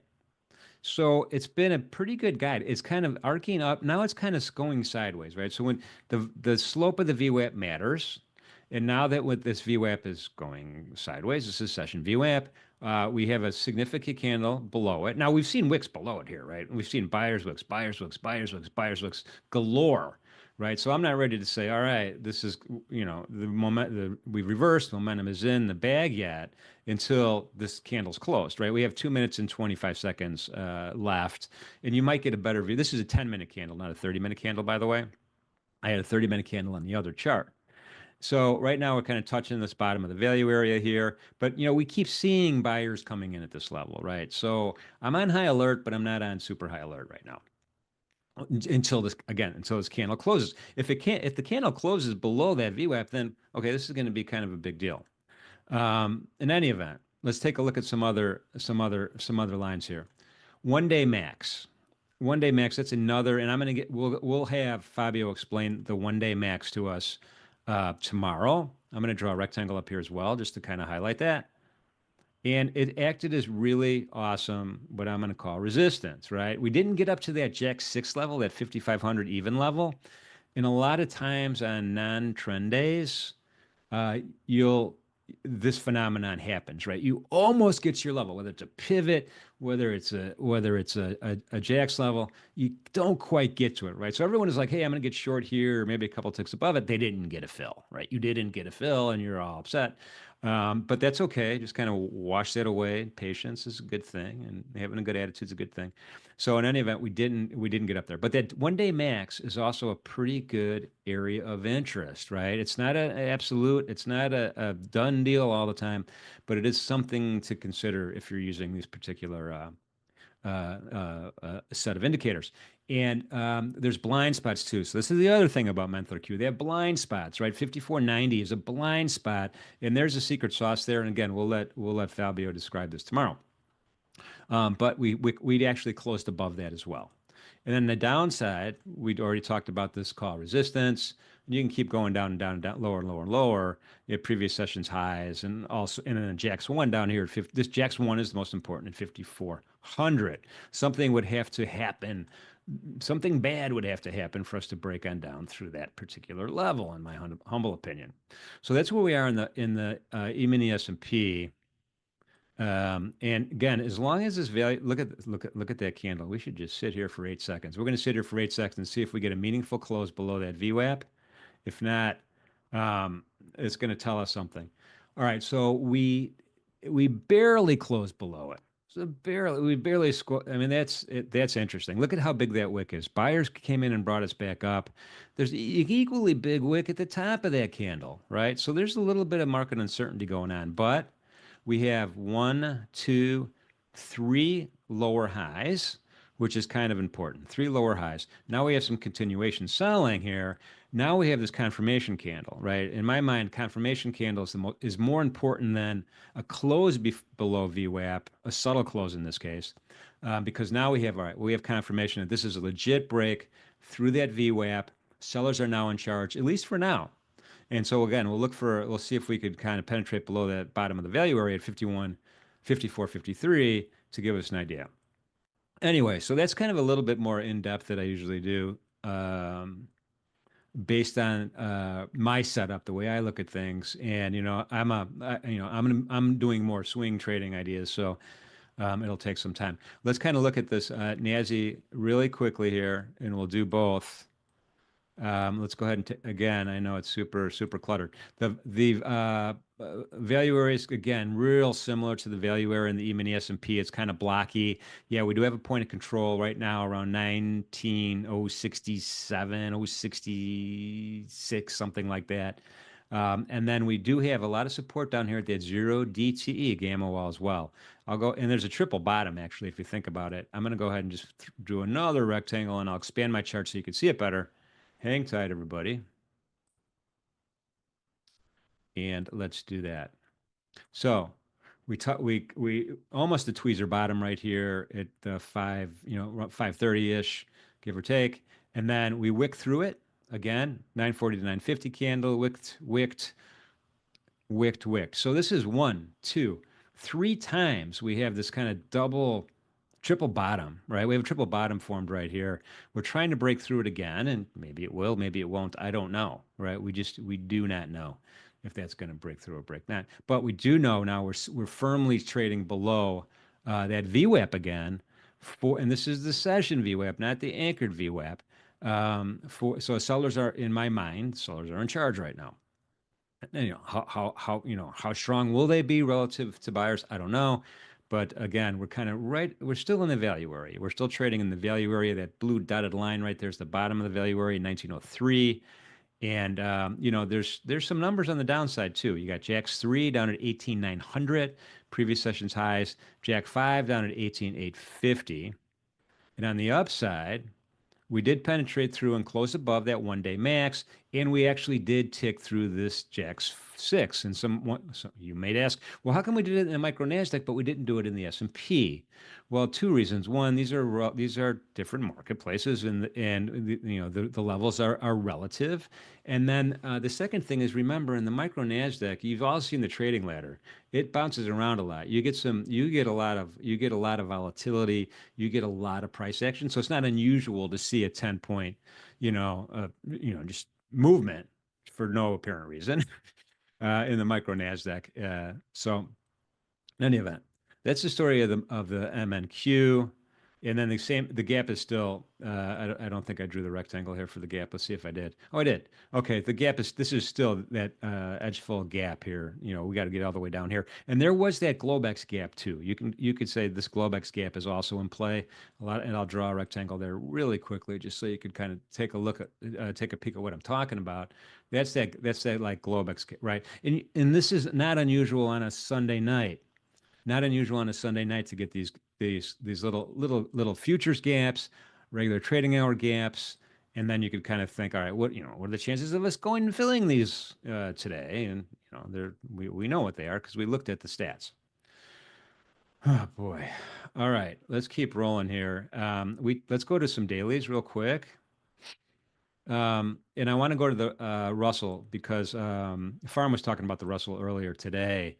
And I like his reasoning about, keep an eye on the Russell, see what it does, see if it's going to be a leader on the upside or not. Right now in the Russell on a daily chart, this is the Russell 2000 small cap. And let me fix where are we at high to low? High to low, we're down about 19.42%. And then you could argue, well, we were a lot lower than that a couple days ago, therefore we were in a bear market. I don't know if we are or not, but I do know we have a doji today. We have a small candle.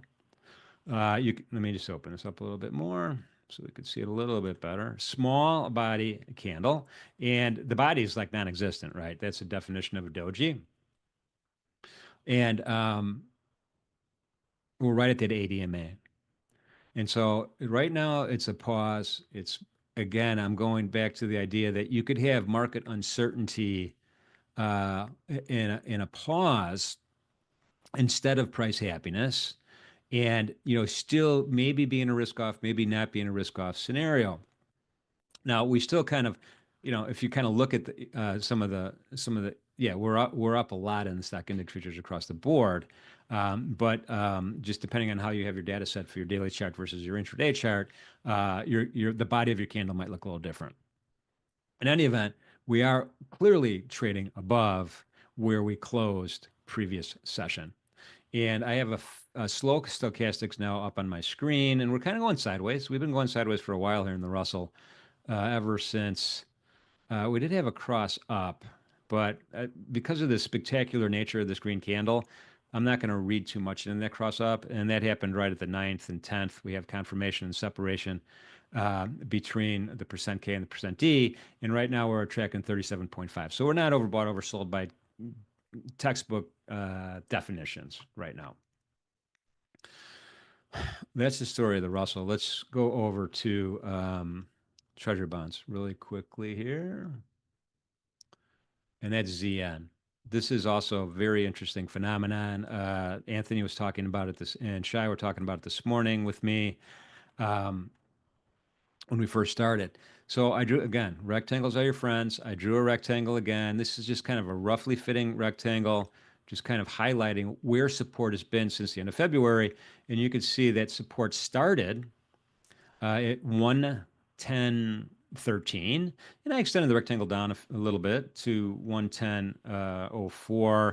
That's a little bit more of an art, the bottom of the rectangle, than it is a science. The top is science, and I extended it across, right? I want to know, is this support going to become resistance, or is this support going to become support again? So, you know, we're subtly advancing higher in the 10-year note. I don't know that anybody's ready to say the 10-year note's back in bull mode, but it's worth noting a close above here and a continuation green candle the next session, which is tomorrow, might be a good thing. But we do have the infamous moving average cross. Eric, I will do that in a second. Thank you. We have the fast EMA crossing below the slow EMA. This is the 8 EMA, and the slow is 21 EMA. And those terms, fast and slow, are relative, right? So the EMA, which uses less data to calculate, the smaller one, is the faster one because it's going to move faster on a data point than one that uses more data historically. And that's the slower one. So you could apply it to, you know, a 2050 moving average cross, or it doesn't matter the numbers, but the smaller moving average is the faster one, and then which is my orange line there, and then the slower one is the green. So faster is orange. We crossed under, and and the distance between the two are not getting narrower, right? Right now they're maybe getting wider. So that's telling me, hey, this is still bearish when this happens. When you have this cross under, that's bearish. And you know, the stochastics down here again, you know, this is old. This is you know, oversold stochastics, but we're trying to arc back up here as well. And the thing about the stochastics is that you want to look for a cross, just like a lot of different indicators. We look for a cross on these two lines as well. So in any event, right now, I think it's like, all right, there's price happiness, you know, and people are freaking out about treasuries right now. But the 10-year, if you think about it, we've been, you know, we were priced there on the 28th. We were priced there on the 26th of February. So there's a lot of price happiness in this area here. And I'll draw another rectangle on the top just to kind of frame the conversation a little bit more, you know, resistance, right? So one could argue, okay, so we had some, you know, the top is a little bit more dynamic, right? I was going to use the word wonky, but it's a little bit more dynamic. And then boom, we traded above it. All the fireworks happened, and then we broke back down into this area. So this is kind of my area. This is where I'm defining the conversation right now for a normal treasury 10-year note market until something else happens. All right, Eric wants to see the 30-year bonds. I have plenty of time for that. Let's just shoot over. That's ZB, everybody. And let me adjust everything here. Bear with me.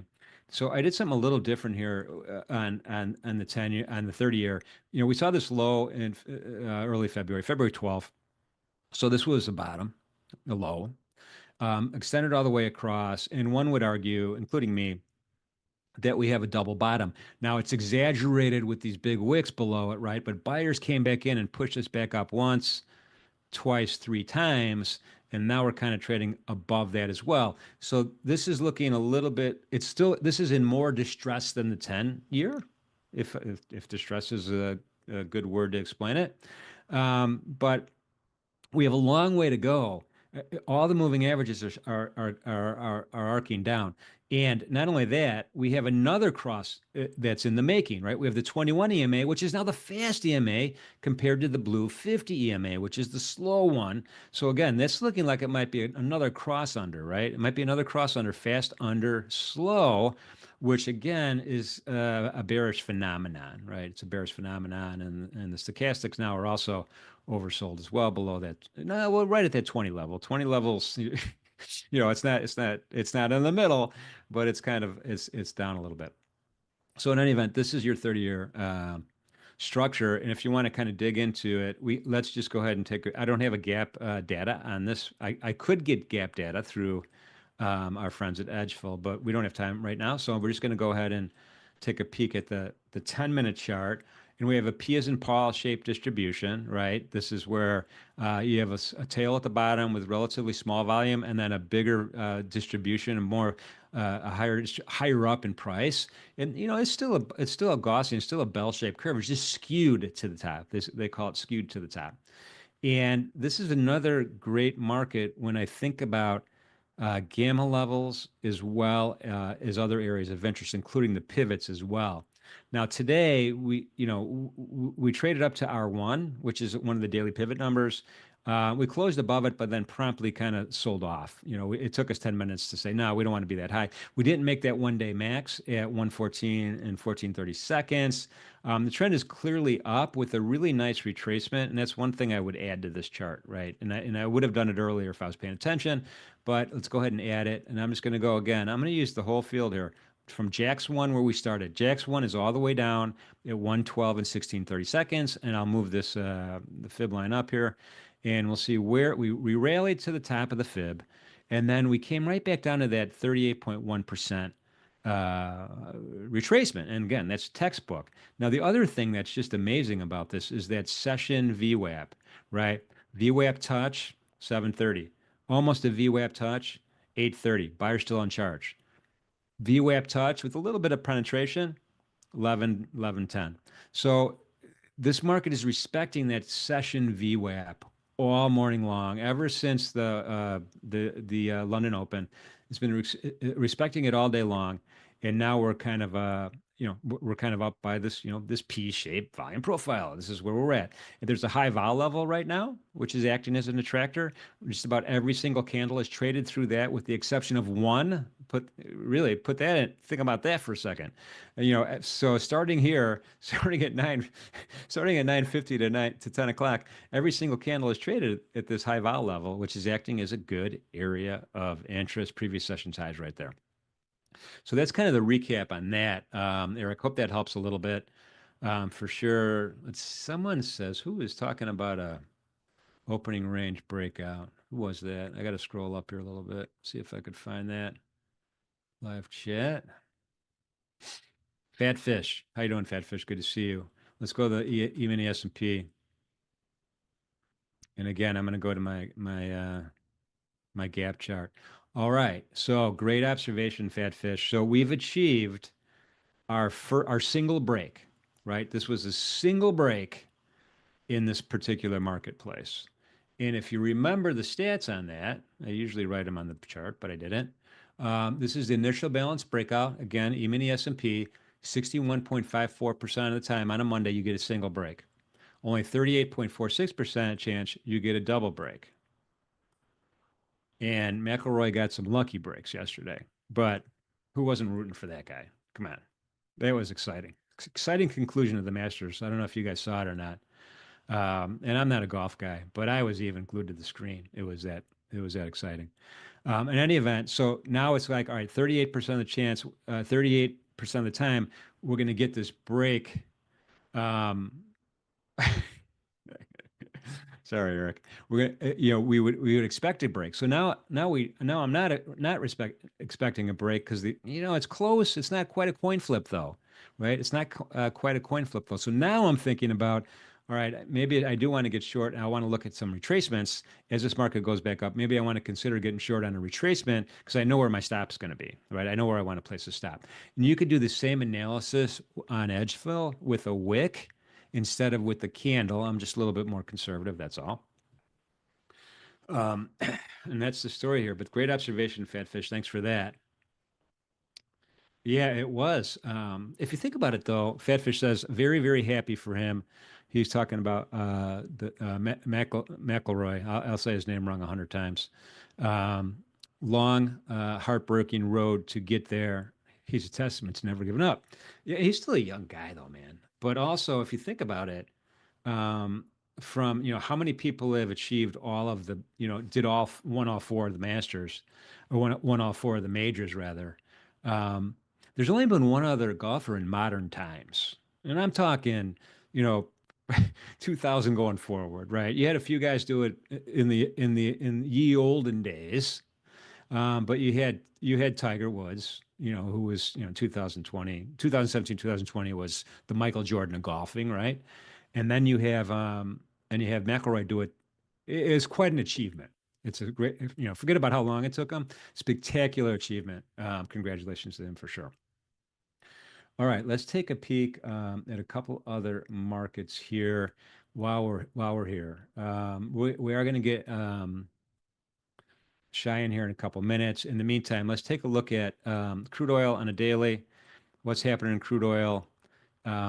This is like a 80 MA on my chart. It's golden for a reason. We have to have it to be gold because it's so important on a daily chart to me. Where are we at in relationship to that 8 EMA? Are we below it? Are we at it? Or are we above it? This is acting as a touch point of resistance ever since we ever since we had the moving average cross to the downside back on April 3rd. And so it's acting as a nice guideline. This is a small candle relative to most of the candles before it. As a matter of fact, this is so small. This reminds me of a candle that we saw at the beginning of April. This is what, a long time ago, right? It's already the 15th or 14th. Make sure you mail your checks in, guys. Make sure you mail in your. Don't forget to mail in your checks to the IRS. And actually, I got something to say about that as well. So, and anyway, small body candle right now, pause again. This is kind of similar to the behavior we're seeing in a lot of other markets. We hit that 55.15 level that Tracy called out a while ago, which was brilliant. And right now we're kind of sideways. So crude oil is kind of sideways right now. Again, we're looking at this in terms of so many different things. OPEC plus, are we going to have a recession? How's oil flowing around the globe and all of that stuff. But right now, just kind of drilling into let's just take a peek at the gamma levels here and open this chart up a little bit. So actually, we had a pretty nice sell-off here from 710 to 720 to where we're at right now. The pivot is the next area in play right now. The pivot is at 60.93. And more importantly than that is, again, I'm going back, I'm using this session volume weighted average price. It's turning around, it's turning negative. The first lower standard deviation band is really negative. The second standard deviation band is even more negative. This slope is down. Every time the last couple of candles we tried to get through there, we couldn't. JAX3 is way above there right now. And so again, this is looking like we're starting to trend even lower here in crude oils, which could happen, right? I don't know. It certainly could happen. And so the pivot, though, for the bears, I think, is in play right now. 60.93. And if I just kind of extend it, I want to look at the whole session really quickly here, and I'm going to draw rectangles because it helps me think about price and what's happened at these low levels, right? We wick through it. Again, my rectangle is approximately at 61.18. Wick through it, wick through it, wick through it, wick through it, wick through it. We just kind of walked along the bottom here, and we never broke through to the downside. And then guess what? We did it again. We did it again a few candles ago.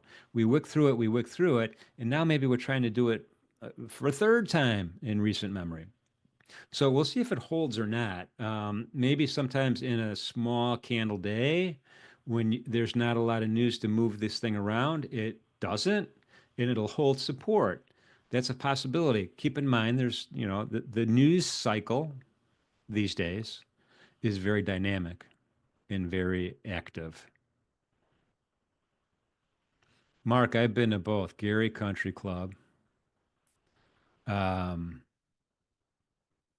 I don't know, Indian White Hawk in Northwest Indiana. Spend a little time there.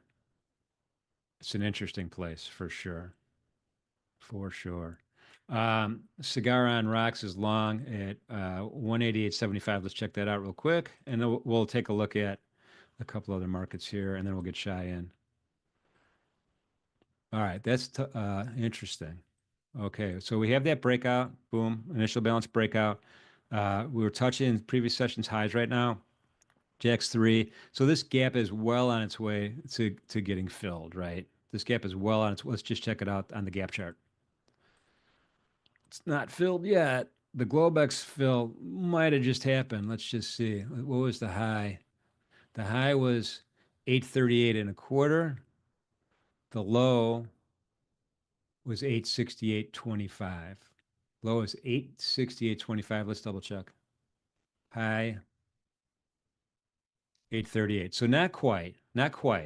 We tried to get there, and we could still get there, but this is a great example of using those edge-full stats, right? And remember, you don't have to. This is the regular trading hour gap. You don't have to use 100% if you don't want. You could say, all right, what are the stats for 50%? What are the stats for 75%? And so again, I'm looking at the bottom of this thing at 18,808, and it's very reasonable that we could tag that, right? It's very reasonable. Cigar on Rocks got his piece. Awesome, man. That's good news. That's certainly good news.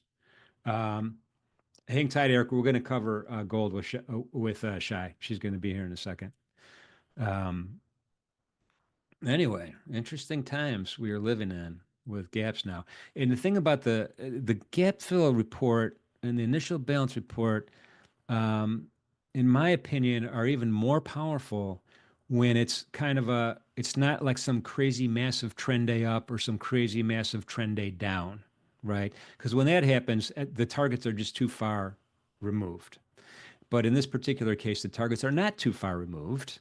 And if we could even look at this from an ATR point of view, let's just go ahead and draw the ruler really quickly here.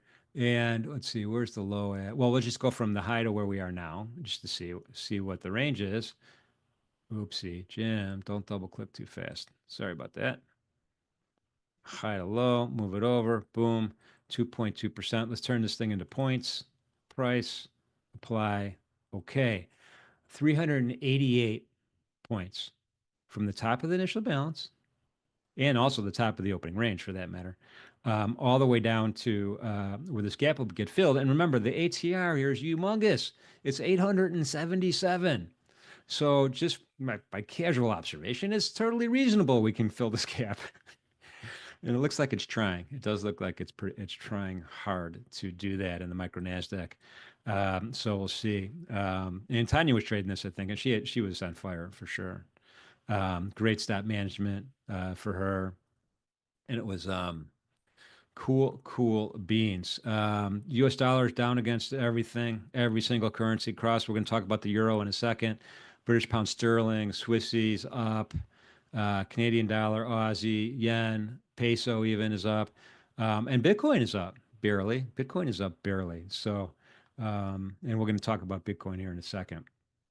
So hang tight, bear with us. Fat fish. 2-0. That's right. That's a good batting average. I mean, that's a good day. It's 2 for 2 actually. So 2 wins to 0 losses, I think is what he's trying to say.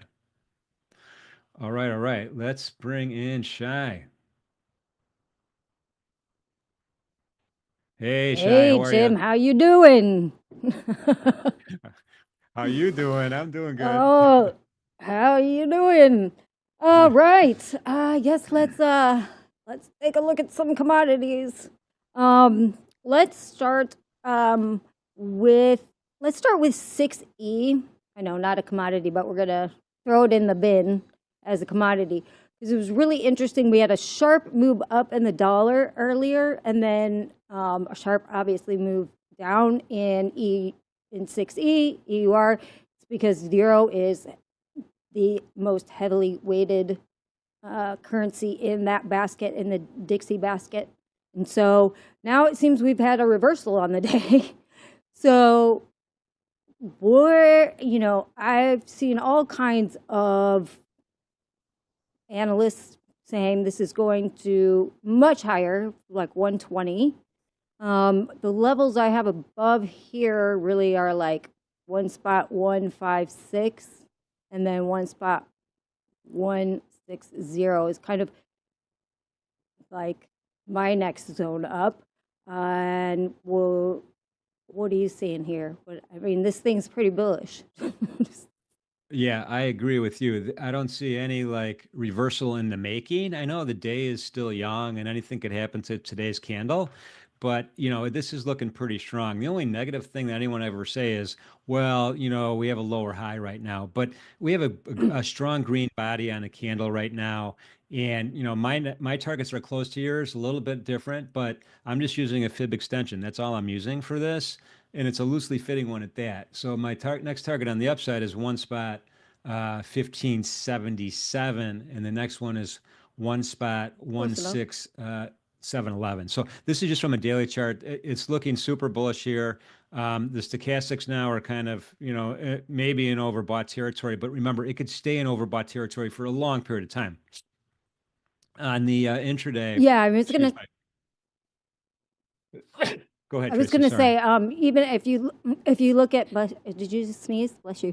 I was looking at the Dixie because that's the first thing I look at. Are you dying over there? All right. Maybe. First thing I look at. Don't die on me. The first thing I look at every morning is the Dixie, DXY. We are definitely oversold on that, but again, you pointed out something really good. You can always stay more oversold. So I just wanted to add that, but let's go back to the intraday chart here. Yeah, no, you're exactly right. So we're kind of like, the volume profile is kind of messy, and you could see this turnaround that you talked about, right? We had this big sell-off here. We just, we bumped up against that 0 DTE gamma levels. We sold off, and we just kind of kept cutting through areas of interest, kind of finally got a stall around that 0 DTE high vol level right here, creating the bottom of the initial balance. And then we had it was abrupt turnaround, like you said.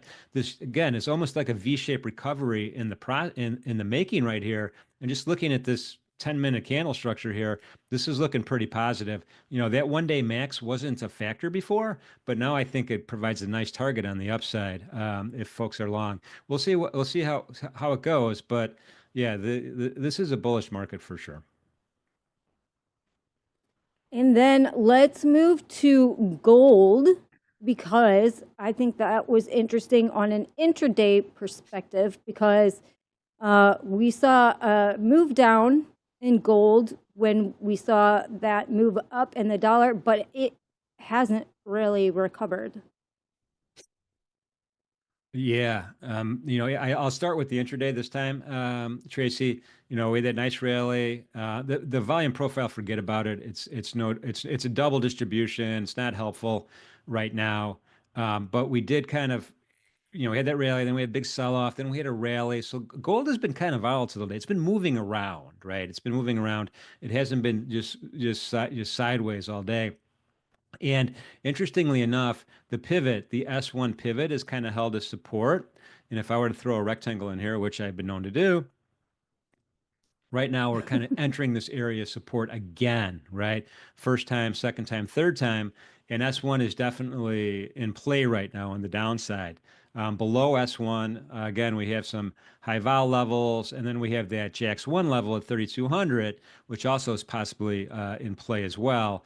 And in that case, and again, you can go back to that edgeful report. We have a single break above that initial balance, but we don't have a double break below it right now. So we're at a kind of important part, an area of support right now, and we'll see if it holds.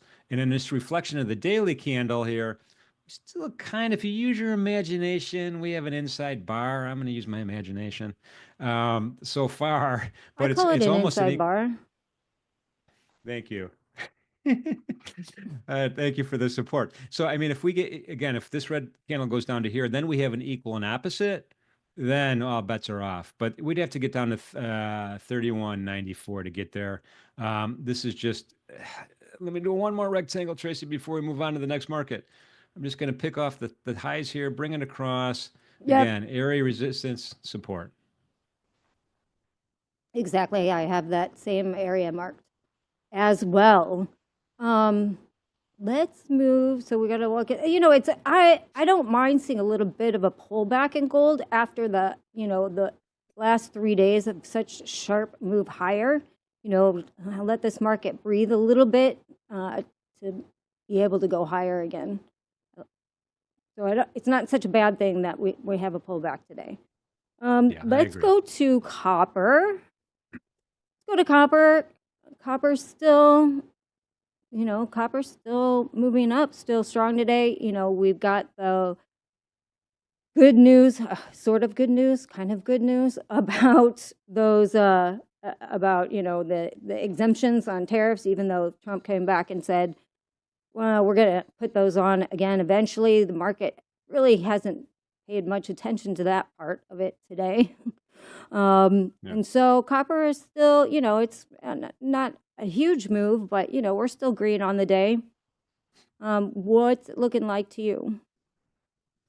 Yeah, so I like the fact that we're between the 8 EMA, which is arcing up, and the 21 and the 50, which are kind of going sideways. That's a good kind of rotation zone type of idea.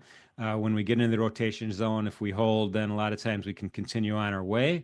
The stochastics, again, are kind of getting out of that oversold area right now, tracking 34.97 with a crossover that kind of was confirmed yesterday, right? With between the percent, is a K and percent D. I can't remember which one's which. But so that's kind of that's a positive also from a chart point of view. And we're also right at, we're pretty close to this benchmark candle's midpoint, right? The piercing line right here. Ideally, getting a close above that would be pretty awesome if for the bulls anyway. But we're not quite at it right now. We're kind of nicely kind of retraced, and a pause, I think, is what we're looking at right here. We could again drill into an intraday. I got a lot of messy lines. I'll figure out a better way to show this. Really nice volume profile, though. Point of control is approximately right where we're trading at right now. That's where most of the volume has happened. Most of the deals have occurred. A little bit of a competing point of control right up at those 0 DTE, gamma, and call wall levels as well. Nothing really framed the top of the conversation today or the bottom. So copper's been kind of marching to its own drummer today. A little bit. I have next level I would like to see is like 4.70. Let's check it out. But we'll see if it gets there. Yeah, that would be nice. That would be above all my moving averages. That would be pretty good if we can get there. We'll see. I just think that huge move down, there was so much damage to the profile. It's got to clean some of that up, even if it reverses and comes back down again. But I'd like to see some of that cleaned up as well. I'm going to put a fib line in there really quickly just to kind of see. And that level you just called out, Tracy, guess what? 50% retracement on the T. I'm so good. I'm good. You are. I love fibs, but I actually didn't have a fib drawn on that one. But I'm kind of good at eyeballing them. I think what's interesting today, we haven't talked about this one in a long time, is palladium, because it's up almost $50 today, which is a huge move. Wow, refresh your memory. What is palladium? What is it used for? Palladium's is a platinum group metal, and it is used for catalytic converters mostly. Got it. So, but it was coming from very oversold. I just took note of this market because it's such an outsized move compared to all of the other metals today. So I found it interesting. It's also been, slow to follow too, right? We've had a huge move in gold. We've had a pretty big move in copper, and palladium was sort of languishing behind, but we seem to have gotten that big move today. Yeah. I mean, that is an So what are your, incredible candle. yeah. I, I'm looking at a couple things. So, the previous benchmark candle was here on the 3rd, right? April 3rd. Again, I'm going to go to that piercing line. We're pretty much against it. I don't have the exact number here. I'm just kind of eyeballing it. So this is a huge move up.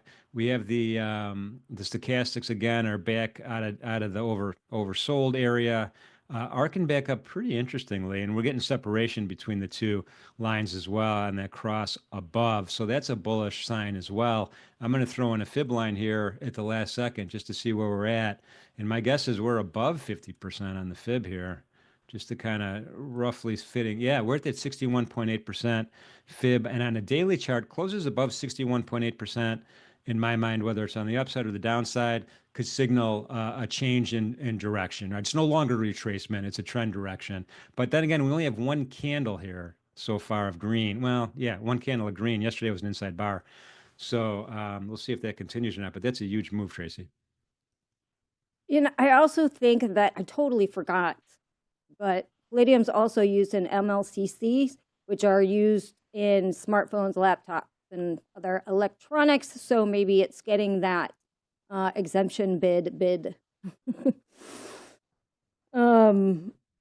Then let's check out the last one, Bitcoin. I know you kind of went over that a little bit in the last segment, but let's check that out today just for a check-in. Again, not a very big move.